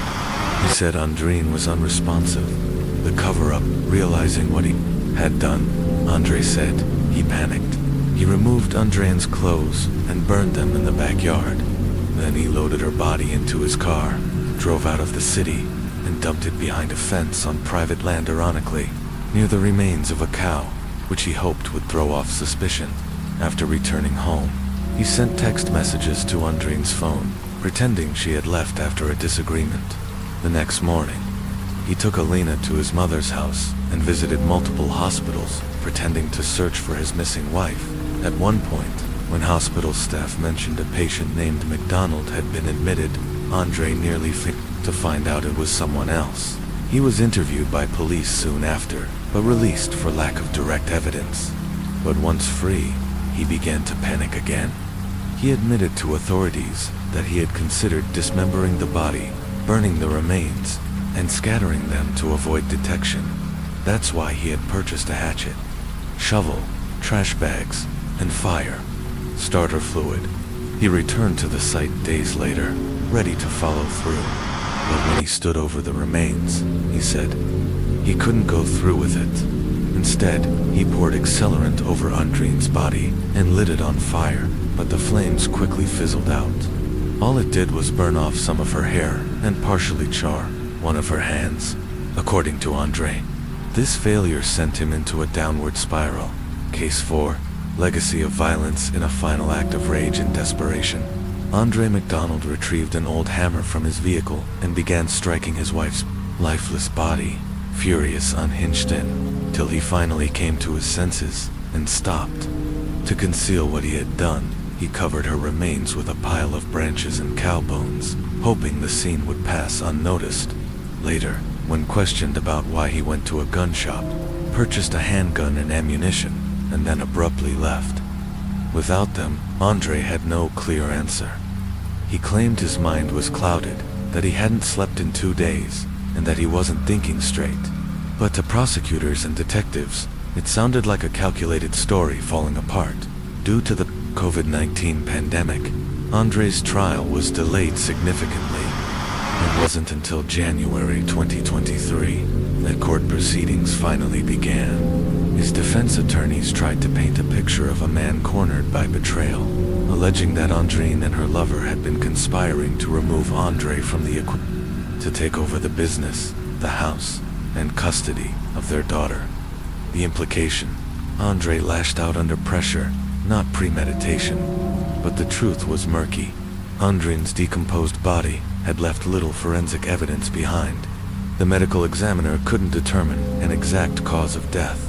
They couldn't say for certain whether the injuries occurred before or after death, which allowed Andre's account, though horrifying, to remain technically unverifiable. What was clear, however, was that Andre McDonald had stayed silent for 5 months. He had tried to cover up the crime, destroy evidence, and evade accountability. In February 2023, to the shock of many, the jury acquitted him of first-degree murder. Instead, he was found guilty of manslaughter and evidence tampering. He was sentenced to 25 years in prison, eligible for parole after 15. Custody of his daughter Alina was awarded to Andrine's mother, but the story didn't end there. Later that same year, Andre's father, Everton McDonald, stood trial in Jamaica of orchestrating the murder of his third wife, Hannah Hamilton. The investigation also unearthed new suspicions around the death of his first wife, Camilla, case that had long been dismissed as accidental. Now, authorities believe Everton may have been involved in both deaths. If convicted, he could spend the rest of his life in prison. The revelation sent shockwaves through both countries. It now appeared that Andre McDonald might not have been the first in his family to commit a heinous crime, but part of a far more disturbing legacy of generational violence. Case 5. The Hollowell family experts. Aggressive behavior in children and teens doesn't just happen in a vacuum. It's shaped by environment, by how they're raised, and by the adults around them.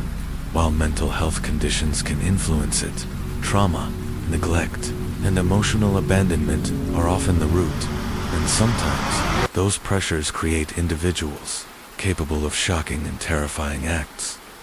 That brings us to the case of the Hollowell family, a story as complex as it is haunting. At first glance, they seemed like a perfectly ordinary family, friendly neighbors, No visible conflict, a quiet life in a lakeside town. But behind that facade was a slow-building storm, a fractured home, and years of hidden dysfunction. A family with history the Hollowell family had lived in Ness, an unincorporated community nestled along the scenic shores of Lake Cedro in Moraine County, California. Only about 15 homes lined the lake, and most residents had been there for decades. It was the kind of place where crime was rare and strangers stood out. In 1965, after struggling for years to conceive, the Hollowells adopted a 3-month-old baby girl. They named her Denise. She grew up with love, freedom, and encouragement. She was athletic, intelligent, and known for her love of extreme sports. In 2006, at age 41, Denise and her 51-year-old husband adopted Carlos, a 4-year-old boy from Guatemala. A year later, they adopted Angel, a toddler from Honduras, but the already fragile marriage didn't survive the pressures of parenting. By 2012, Denise and Benjamin separated. He moved out of state, cutting off contact entirely. Denise was now raising 2 boys alone. Signs of trouble after the passing of her adoptive parents. Denise inherited the family's lakefront home. She moved there with Carlos and Angel, working as a middle school teacher in the area. By all outward appearances, Denise was quiet, well-mannered, and respected. But behind closed doors, parenting 2 deeply troubled boys alone became more than she could handle. Angel was the most difficult. From an early age, he showed intense defiance, violent outbursts, and a refusal to obey rules. His behavior wasn't just difficult, it was dangerous. Carlos was quieter, but deeply withdrawn. He struggled socially and kept mostly to himself, but if cornered, he didn't hesitate to lash out physically. His outlet was athletics, one of the few things that gave him confidence. The brothers never bonded. In fact, they were openly hostile toward each other. Their fights were frequent and brutal. Still, Denise never sought professional help. The time Angel was around 10, the situation had spiraled. He was skipping school, getting into fights, and had started stealing. He ran away from home several times, sometimes disappearing for days. In September 2016, Child Welfare Services arrived at the Hollowell residence to investigate. What they found was alarming: a house out of time. Denise answered the door with the boys behind her. She wasn't expecting visitors, but had no legal grounds to deny entry. The house felt ... off. The lower floor windows were covered in cardboard from the inside, blocking all view into the home. The interior was bare. No toys, no sports equipment, no signs of hobbies. The furniture was old and sparse, most of it left over from her late parents. In the kitchen, a rusted refrigerator, a battered washing machine. Denise had a proper bed, but her sons? They were sleeping on inflatable mattresses, laid directly on the cold floor. And then came the most shocking discovery. Continued the Hollowell family case. When investigators stepped into Angel's bedroom, what they found wasn't a typical child's space. It resembled something far more disturbing: a cell. The heavy wooden door was outfitted with not only an internal turnlock, but also a metal bolt on the outside. Built into the door was a small locking hatch, apparently used to pass food and water inside without ever needing to open the door. The room was dark.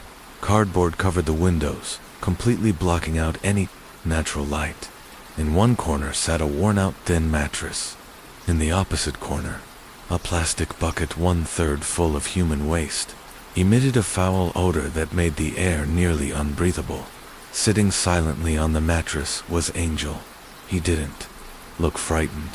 He looked furious. All 3 of the boys and their mother were immediately taken to the local police station. While a child psychologist spoke with the brothers, Denise Hollowell was questioned about the condition of her home. She claimed the confinement was for Angel's own safety. She explained that the lock had been installed to stop the brothers from fighting, and to prevent Angel from running away again. but her story began to fall apart when Angel shared his version. He said his older brother Carlos routinely hit him, humiliated him, and threatened to kill him. And Denise, according to Angel, she did nothing. He felt unsafe. And every time he tried to run, Denise's solution was to lock him away sometimes. For days. He described having no access to a bathroom and being given only a bucket. Food and water were pushed through the hatch in the door. The door, he said, stayed locked. Based on his testimony, Denise was arrested.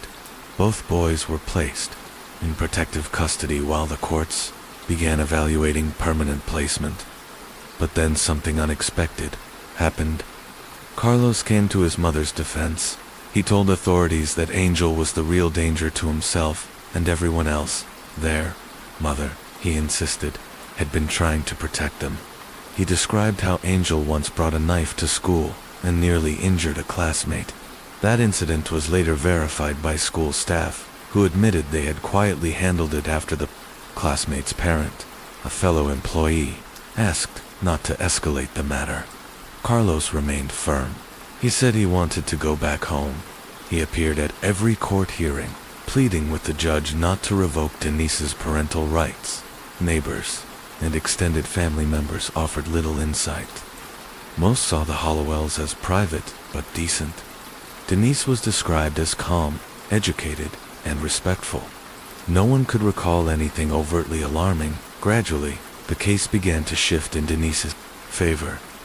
She didn't seem malicious, just overwhelmed, struggling to raise two high-needs boys on her own.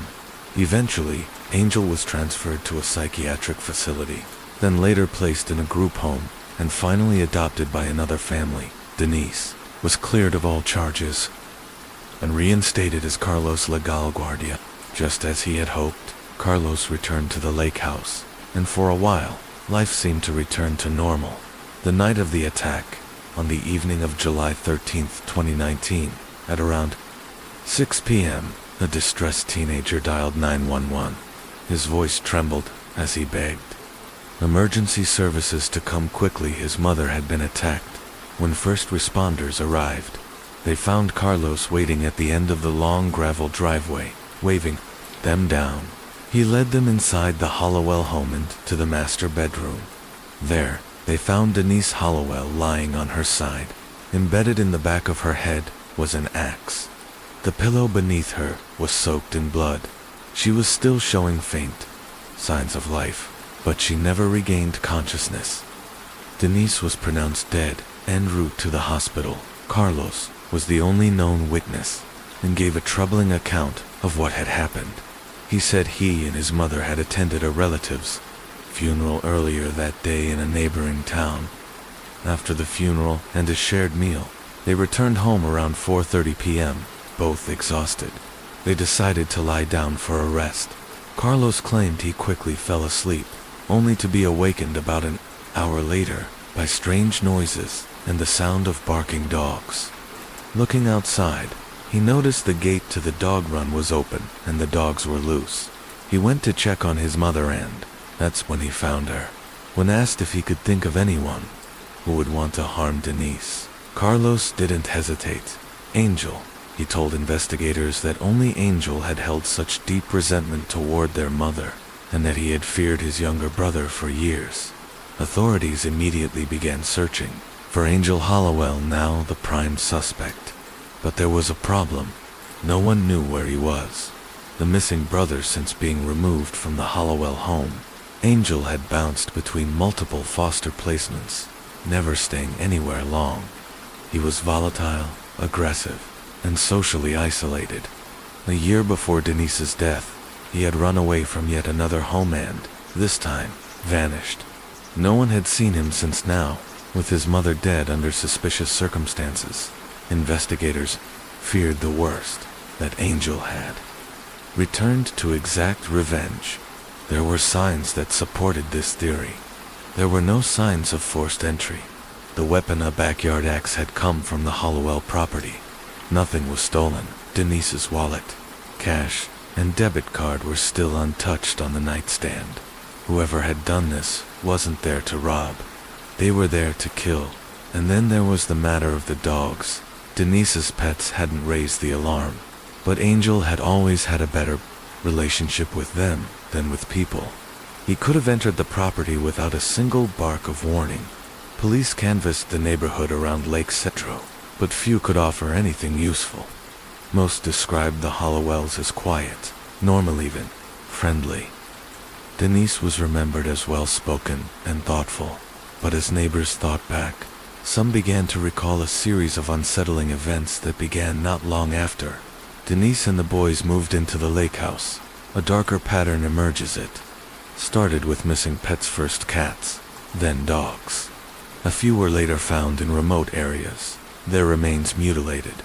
At the time, most assumed wild animals were to blame, but some remains told a different story, too precise, too deliberate. Soon after, baby livestock began disappearing, goats, foals, and small calves. When their bodies were discovered, the condition was gruesome. Deep slashes, torn limbs, in some cases, their eyes had been gouged out. The cruelty was unmistakable. Several residents reported the incidents, but authorities didn't treat them as high priority. No one ever connected these acts of animal cruelty with the Hollowell family. Ironically, Denise and her sons had even joined in the searches for missing pets. But now, in hindsight, some neighbors wondered if the disturbed individual they had feared had been closer than they ever imagined. The deepening mystery. Carlos Hollowell. At first, investigators assumed Angel, the missing younger brother, was the only viable suspect in the brutal killing of Denise Hollowell. But as they dug deeper into the family's past, a different narrative began to emerge. One that placed Carlos, not Angel, at the center of growing concern. Authorities learned that after Angel had been removed from the home, Carlos had also spent time living away from his adoptive mother, something that hadn't been widely known. He'd gone to stay with relatives for several months, but the reasons for that stay raised serious red flags. By age 16, Carlos had dropped out of school. In fact, he successfully hid from Denise for some time. Each morning, he pretended to leave for class, even though he was no longer enrolled. When she eventually discovered the truth, it led to a serious confrontation. Shortly after, Carlos consumed a dangerous mix of painkillers and alcohol, resulting in a medical emergency that nearly took his life. Denise called 911 just in time, and paramedics managed to save him. After the incident, a relative named Stephanie, who had raised a son with similar challenges, offered to help. Though she had no formal mental health training, Stephanie believed she had developed her own successful therapeutic methods based on self-education, books, and online resources. Carlos moved in with Stephanie and stayed for about 6 months.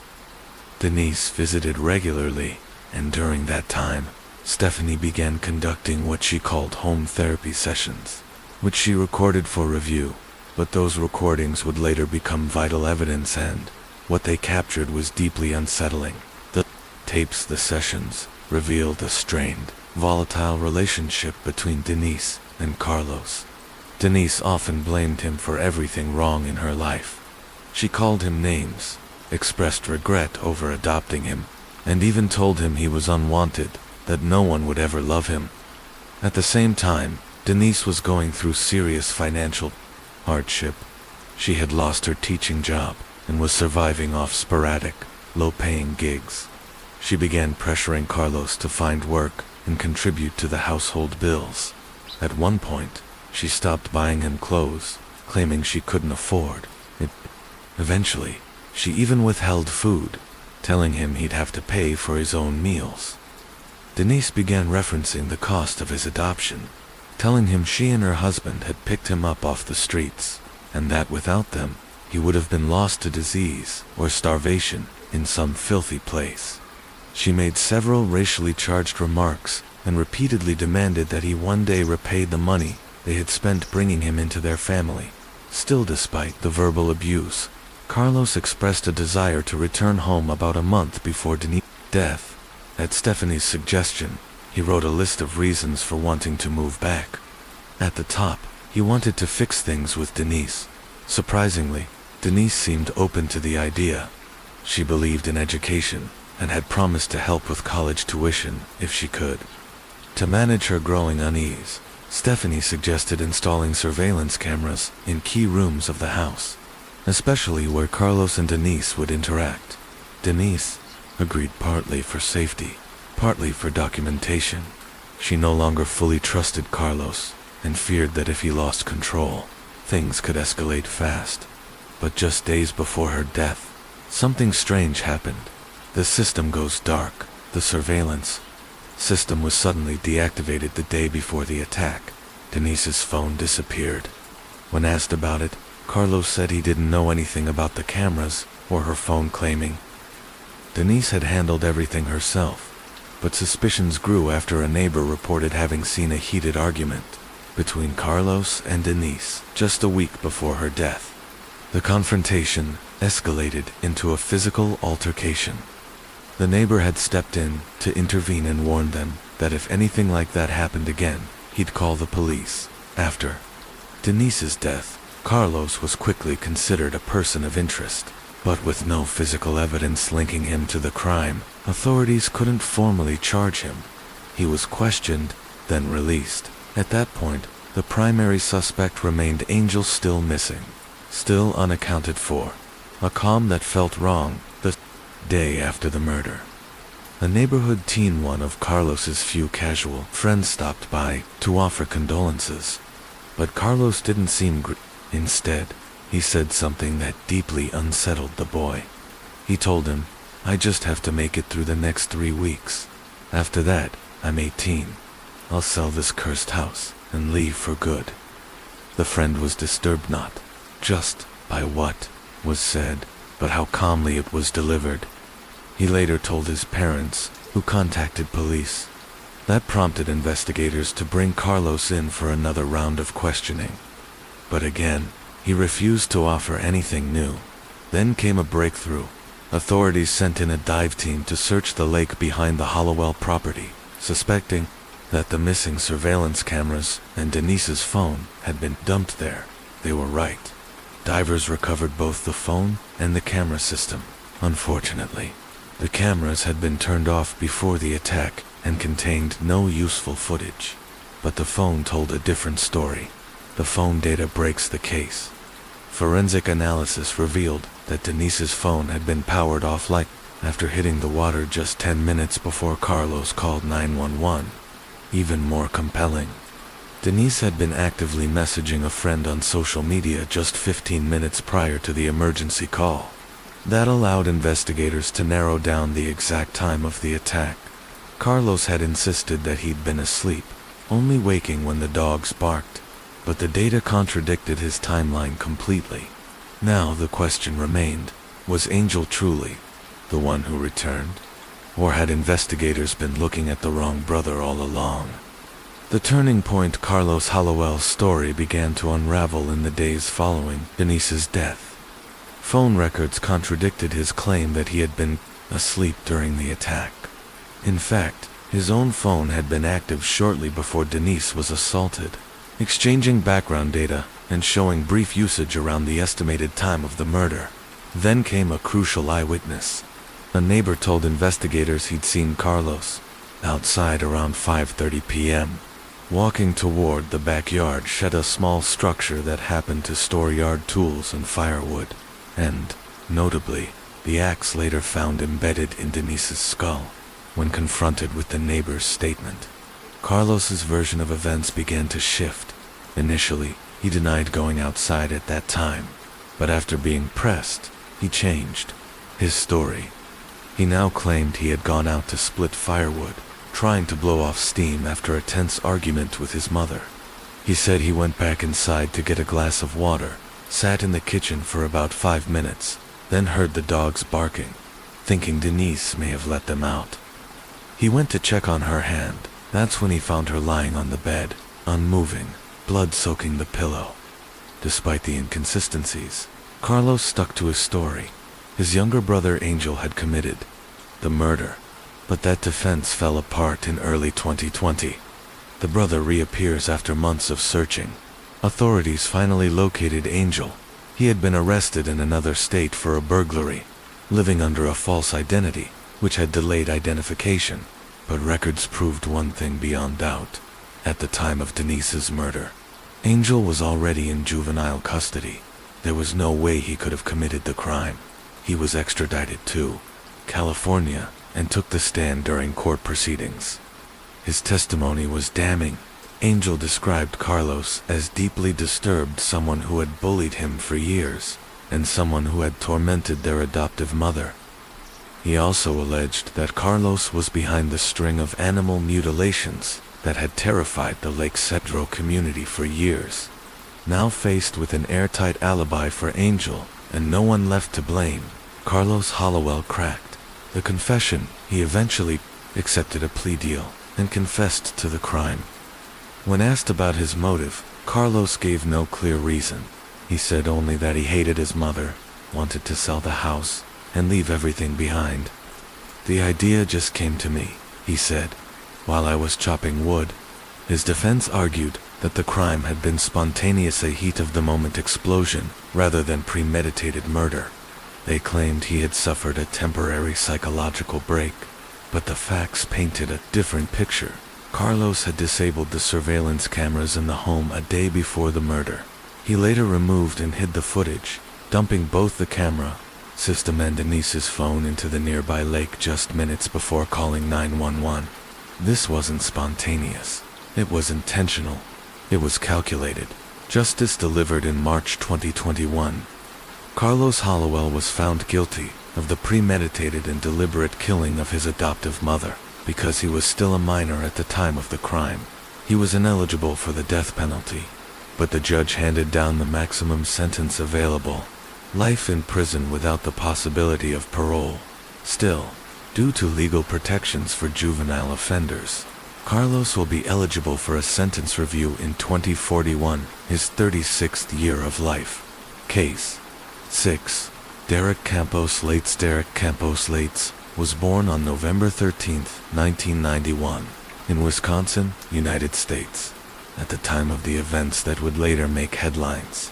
He was a 20-year-old man living with his mother, Shelley. Shelley had been just 19 years old and in college when she became pregnant.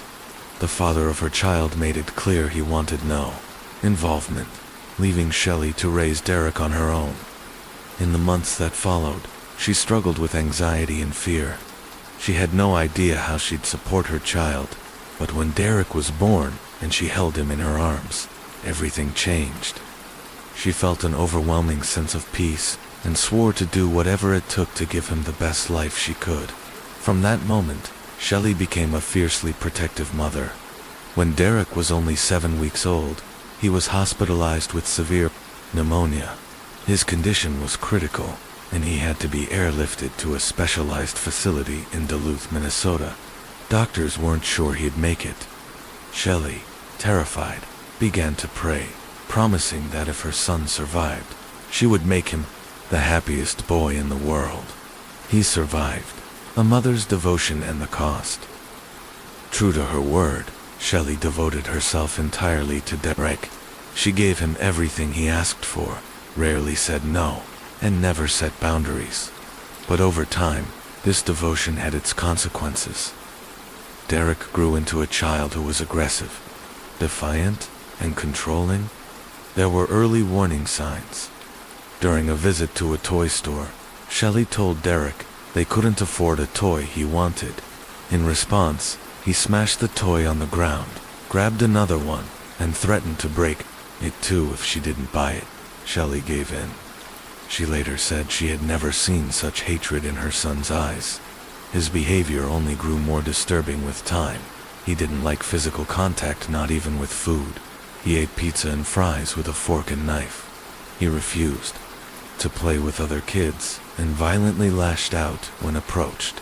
When he did play, it was in a strange, ritualistic way, lining toys in perfect rows, then just staring at them. A new presence. Robert. When Derek was around 8 years old, Shelley began dating a man named Robert.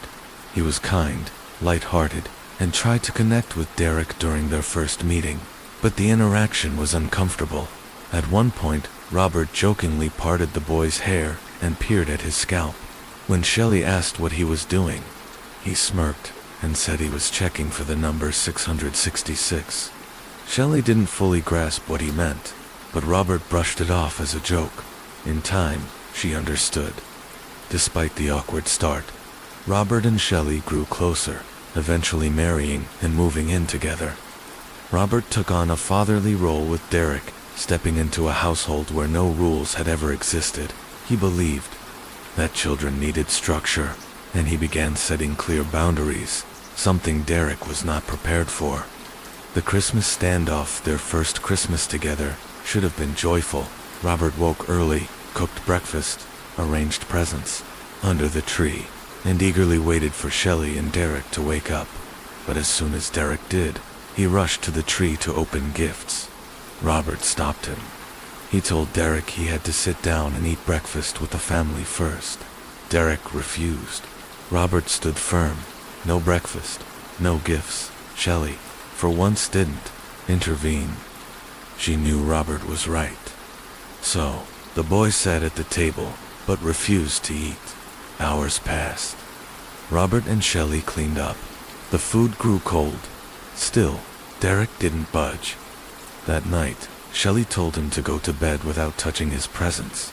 The next morning, after Robert left for work, Shelley gave in. She handed Derek the video game he had wanted. He didn't thank her.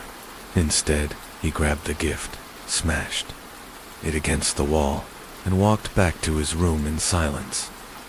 Shaken, Shelley began to cry. She later returned the broken console to the store, claimed it had been damaged during transport, and was given a replacement. When she gave it to Derek again, he didn't destroy it, but he didn't thank her either. Robert never found out. Some said Shelley did it out of love. Others believed it was fear. The breaking point as Derek entered his teenage years, his behavior only worsened. He stayed locked in his room, avoided all interaction, and erupted into shouting matches anytime Robert tried to talk to him. Shelley was caught in the middle, torn between her loyalty to her husband and the fear she felt for her own son. Eventually, Robert had had enough. Unable to live in a household where he was constantly at war with a child who had no boundaries and no consequences, he filed for divorce and left. Derek remained the same. Shelley hoped therapy would help, but after a brief period, he quit the sessions.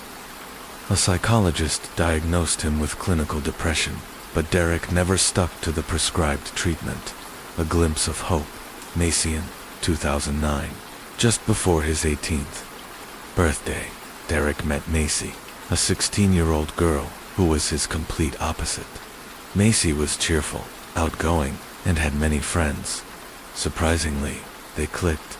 Under Macy's influence, Derek started to change. He smiled more, communicated better, and even followed house rules. For the first time in her life, Shelley saw her son say "I love you," not to her, but to Macy. She felt hopeful. Maybe this was the turning point. A year later, Macy became pregnant. Despite their young age and financial instability, Shelley was overjoyed. She welcomed Macy into her home. In 2010, their son Gabriel was born. Derek seemed to step up. He was attentive, patient, even loving playing with the baby, changing diapers, cooking meals. Shelley couldn't believe it. For a while, everything seemed okay, but the peace wouldn't last. The descent into darkness over time. Derek's need for control in the household became all-consuming. He dictated everything: what time curtains could be opened, what meals were cooked, and who could go where. Every detail had to match his preferences. Shelley, who used to enjoy letting the morning light in by opening the living room curtains, was forced to stop. Each time she did, Derek would wake up, walk into the room, and close them again without a word. He no longer allowed Gabriel, his son, to play outside. The backyard was off limits. The child was confined to the indoors. He even made a handwritten menu of his favorite meals, and Shelley was expected to prepare them on demand regardless of the time or day. Despite not having a job, Derek controlled the grocery shopping. He decided what was bought, when, and in what quantity. When Macy finished high school and began working, Derek allowed her to leave the house, only to go to work. He timed her down to the minute, calculating her route and commute. If she was even slightly late, he confronted her aggressively. Shelley often tried to mediate, but Derek would shut her down, demanding she stay out of it. Shelley, who had once been overjoyed by what she thought was her son's transformation, now realized things were getting worse. Overwhelmed, she turned to alcohol, something she had battled in the past. Soon, her dependency returned, this time as a way to cope with the fear that had taken root in her own home. By the time Derek was 19, his behavior had taken an even darker turn. He began saying deeply disturbing things. One night, Shelley went to the kitchen for water and found her son sitting silently at the table, cleaning an AK-47 rifle. She had no idea where the weapon had come from. She froze as she turned to leave. Derek suddenly raised the gun and pointed it at her, calmly asking, "Are you afraid of me?" Shelley said nothing. She simply walked to her room, locked the door, and from that night on, spent most of her time hidden away. Her room became her only safe space. A house ruled by fear. Shelley began actively avoiding her son. She left her room only for work or basic necessities. Whenever they crossed paths, she spoke as little as possible, fearful that saying the wrong thing could trigger an outburst. Derek seemed aware of her fear, and he made a point to reinforce it. Occasionally he'd knock on her bedroom door for no reason, just to remind her that he was still there. At one point, Shelley had to be hospitalized for surgery. When she returned home, she noticed their dog Lucy was missing. She asked Derek what had happened. He told her Lucy had run into the street and been hit by a car. When Shelley asked where the dog's body was, Derek simply said he had taken care of it. But Shelley knew Lucy had never run into the street before. She suspected the truth was far darker, but she was too afraid to confront him. Around the same time, Derek's controlling behavior shifted into something even more dangerous. He began abusing Macy. This was the final breaking point, the escape plan. On her 18th birthday, Macy made the decision to escape. She waited until Derek was away from the house, packed her things, and quietly left. But she made a gut-wrenching decision. She left Gabriel behind. Macy feared that if she took their son, Derek would come after her, and she believed he was fully capable of harming her, or worse. She had already spoken to Shelley beforehand. Shelley, despite everything, supported Macy's decision. When Derek returned and Shelley told him Macy had left, he didn't say a word. He sat down, stared into space, and then calmly went to his room. Shelley had braced herself for a violent reaction, but it never came. September 7th, 2012. Gabriel will never call another man dad. The next morning, Shelley got ready for work. She found Derek pacing the living room in the dark curtains drawn, whispering to himself. He was repeating a single phrase, over and over. Gabriel will never call another man dad. Shelley tried to ask what was going on, but he ignored her. She had a meeting to attend, so she left at the time. Shelley had been sober for several months and regularly attended Alcoholics Anonymous.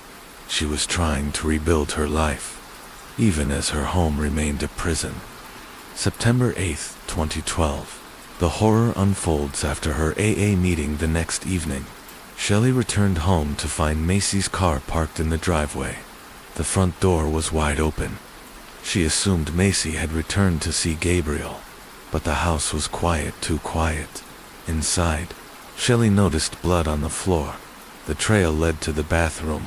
The door was locked, but blood was pooling beneath it. Panicked, Shelley feared the worst, that her son had hurt himself, or worse, his own child. She forced the door open. Inside the bathtub lay Macy, her throat slashed, lifeless in a pool of blood.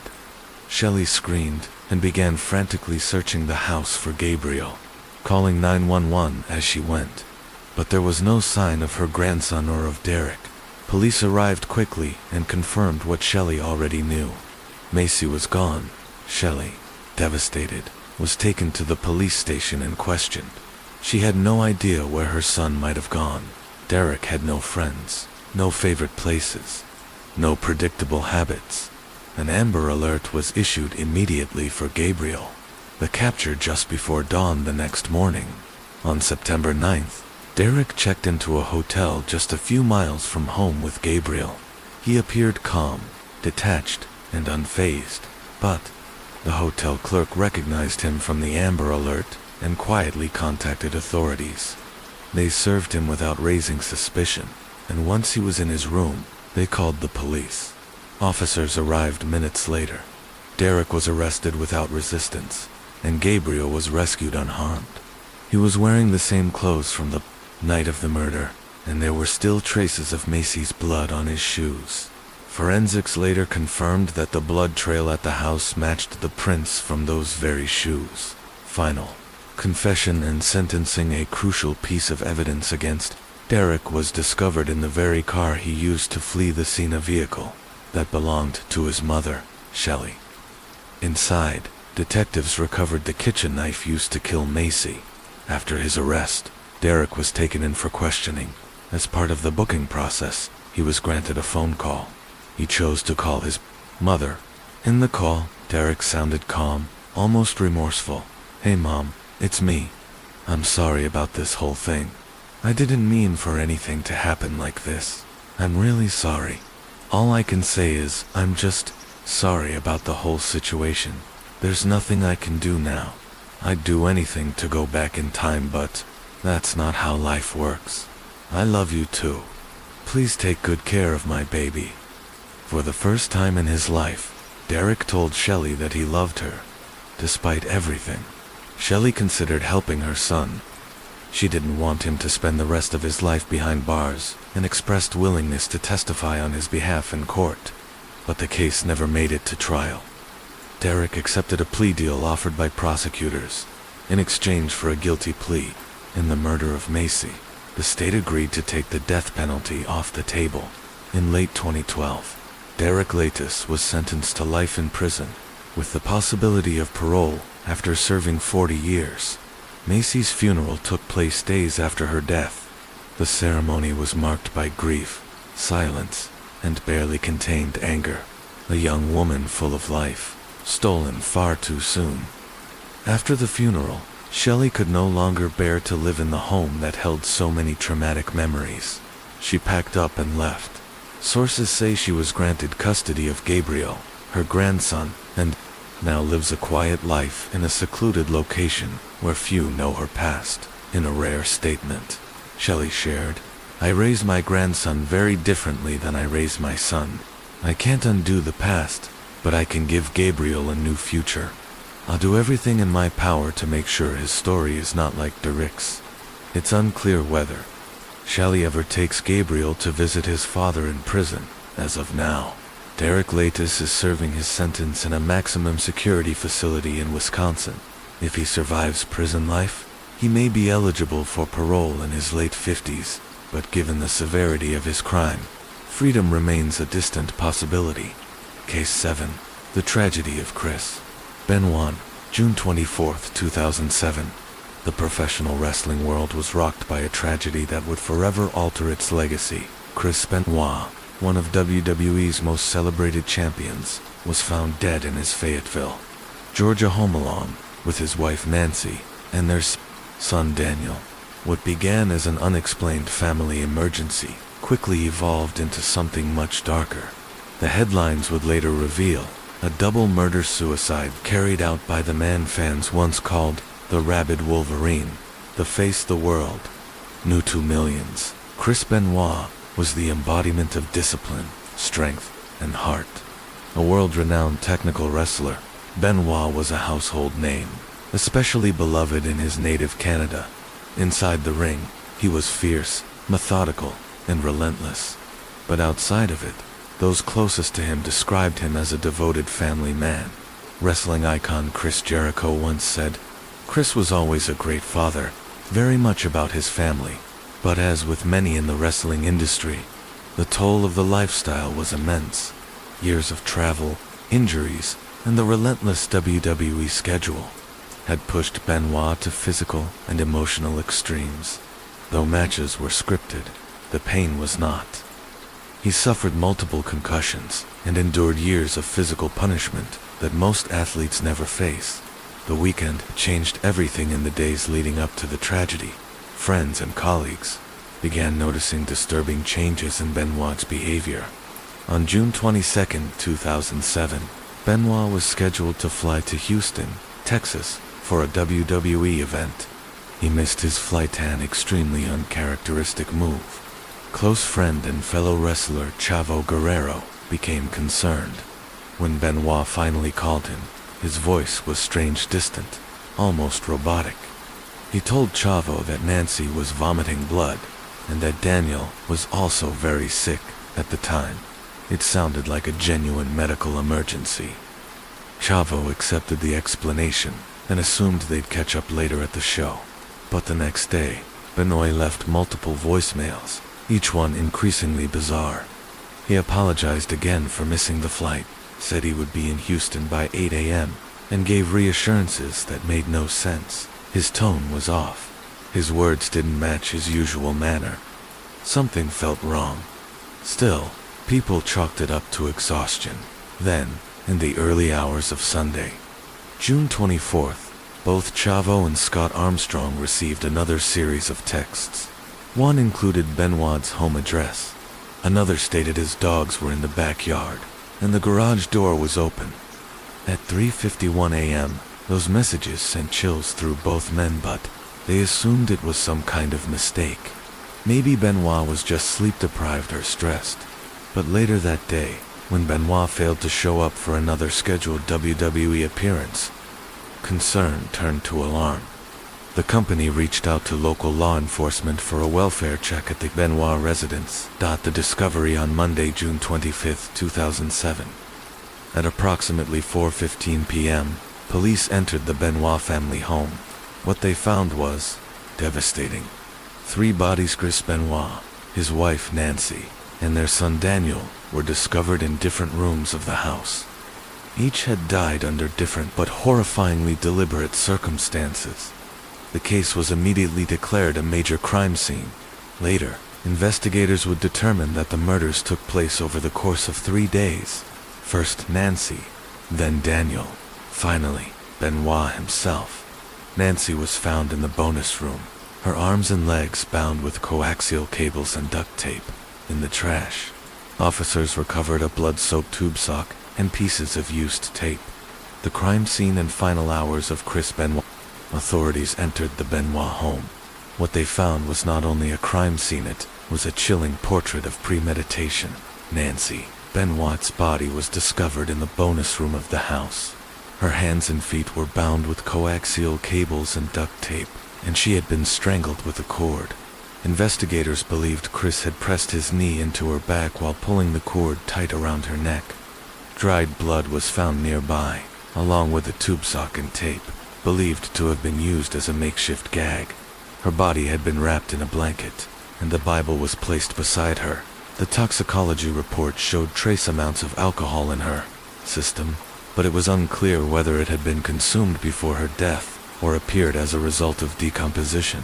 Painkillers, including hydrocodone and alprazolam Xanax, were also present.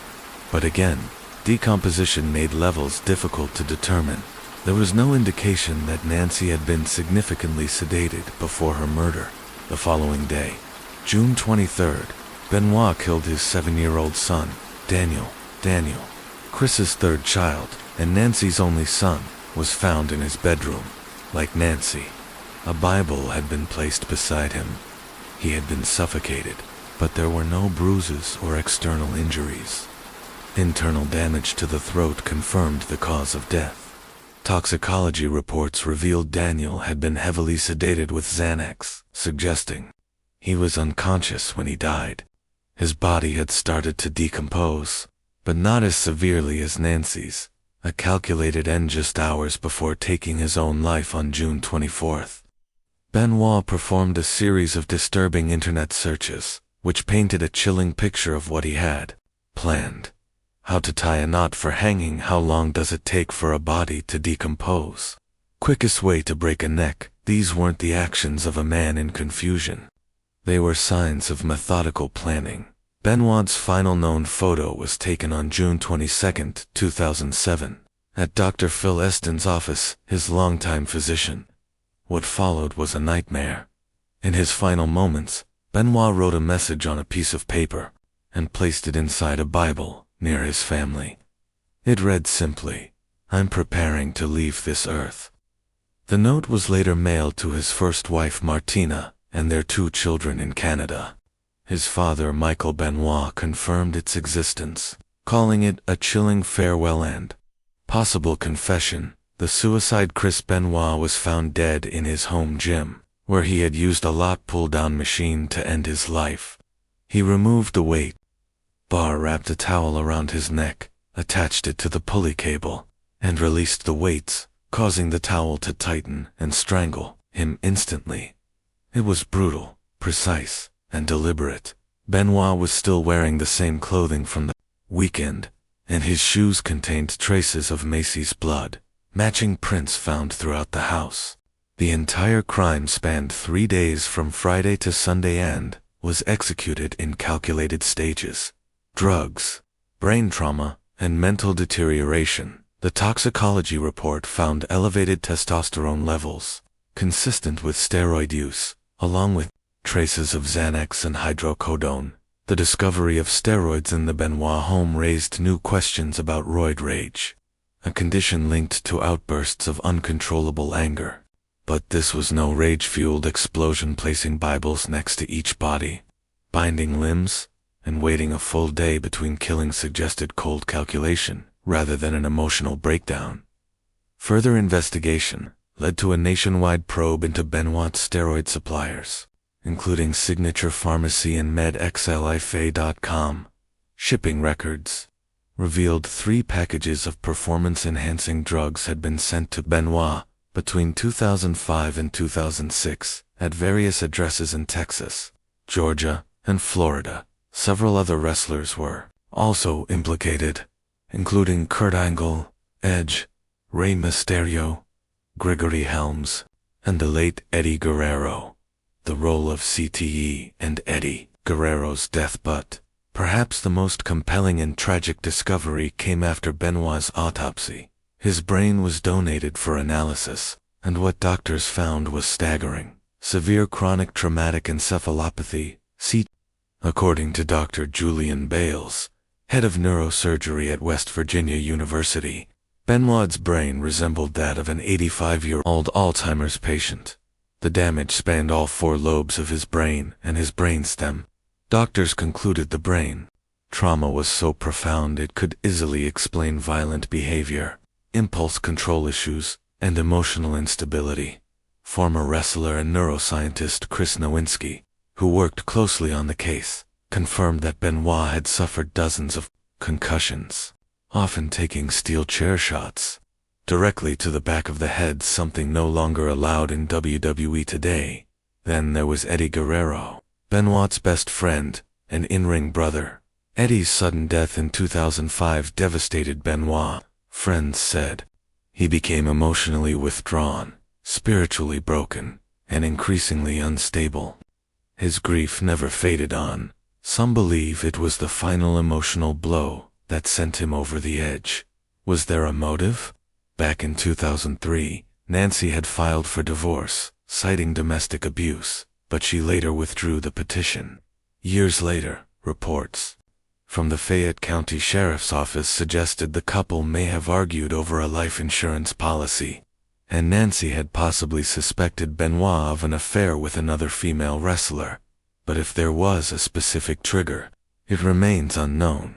There was no forced entry, no struggle, and no signs of external conflict. Everything pointed inward to Benoit's own mind. The wrestling world was left stunned. WWE Chairman Vince McMahon addressed the tragedy by pointing to the mental and physical damage wrestlers endure over time. He emphasized that this wasn't just about steroids but the unrelenting pressure, injuries, and emotional trauma that wrestlers face in their careers. One disturbing final detail remains. Just 14 hours before police discovered the bodies, someone edited Chris Benoit's Wikipedia page, adding the line, "Chris Benoit was replaced by Johnny Nitro for the ECW World Championship match at Vengeance, as Benoit was not there due to personal issues stemming from the death of his wife Nancy." The edit, timestamped for AM on June 25th, originated from an IP address in Stamford, Connecticut, the same city where WWE's headquarters is located. The edit was eventually traced to a fan who claimed it was a wild guess based on rumors circulating online, but the coincidence added yet another unsettling layer to a tragedy that still leaves more questions than answers. But perhaps the most chilling and bizarre detail emerged just hours before the bodies were discovered. At 2:30 p.m. on June 25th, police found the bodies of Chris, Nancy, and Daniel Benoit. However, earlier that same date, 4 a.m., nearly 10 hours before authorities arrived at the home, a disturbing edit appeared on Chris Benoit's Wikipedia page. The update read, "Chris Benoit was replaced by Johnny Nitro for the ECW World Championship match at Vengeance, as Benoit was not there due to personal issues stemming from the death of his wife, Nancy." The most unsettling part, the IP address of the person who made the edit traced back to Stamford, Connecticut, the same city where WWE's corporate headquarters were located at the time, when the strange timing of the update was picked up by news outlets, including Fox News. Speculation erupted. Could someone inside WWE have known about the deaths before the police did? The anonymous editor later came forward, claiming it was nothing more than a terrible coincidence, saying he was acting on rumors and online speculation about Ben's absence from the event. But the timing, the eerily specific nature of the edit continues to baffle many to this day. Whether it was a fluke or something more sinister, it remains one of the most mysterious digital breadcrumbs in the case. It added yet another haunting layer to a story already filled with tragedy, confusion, and unanswered questions.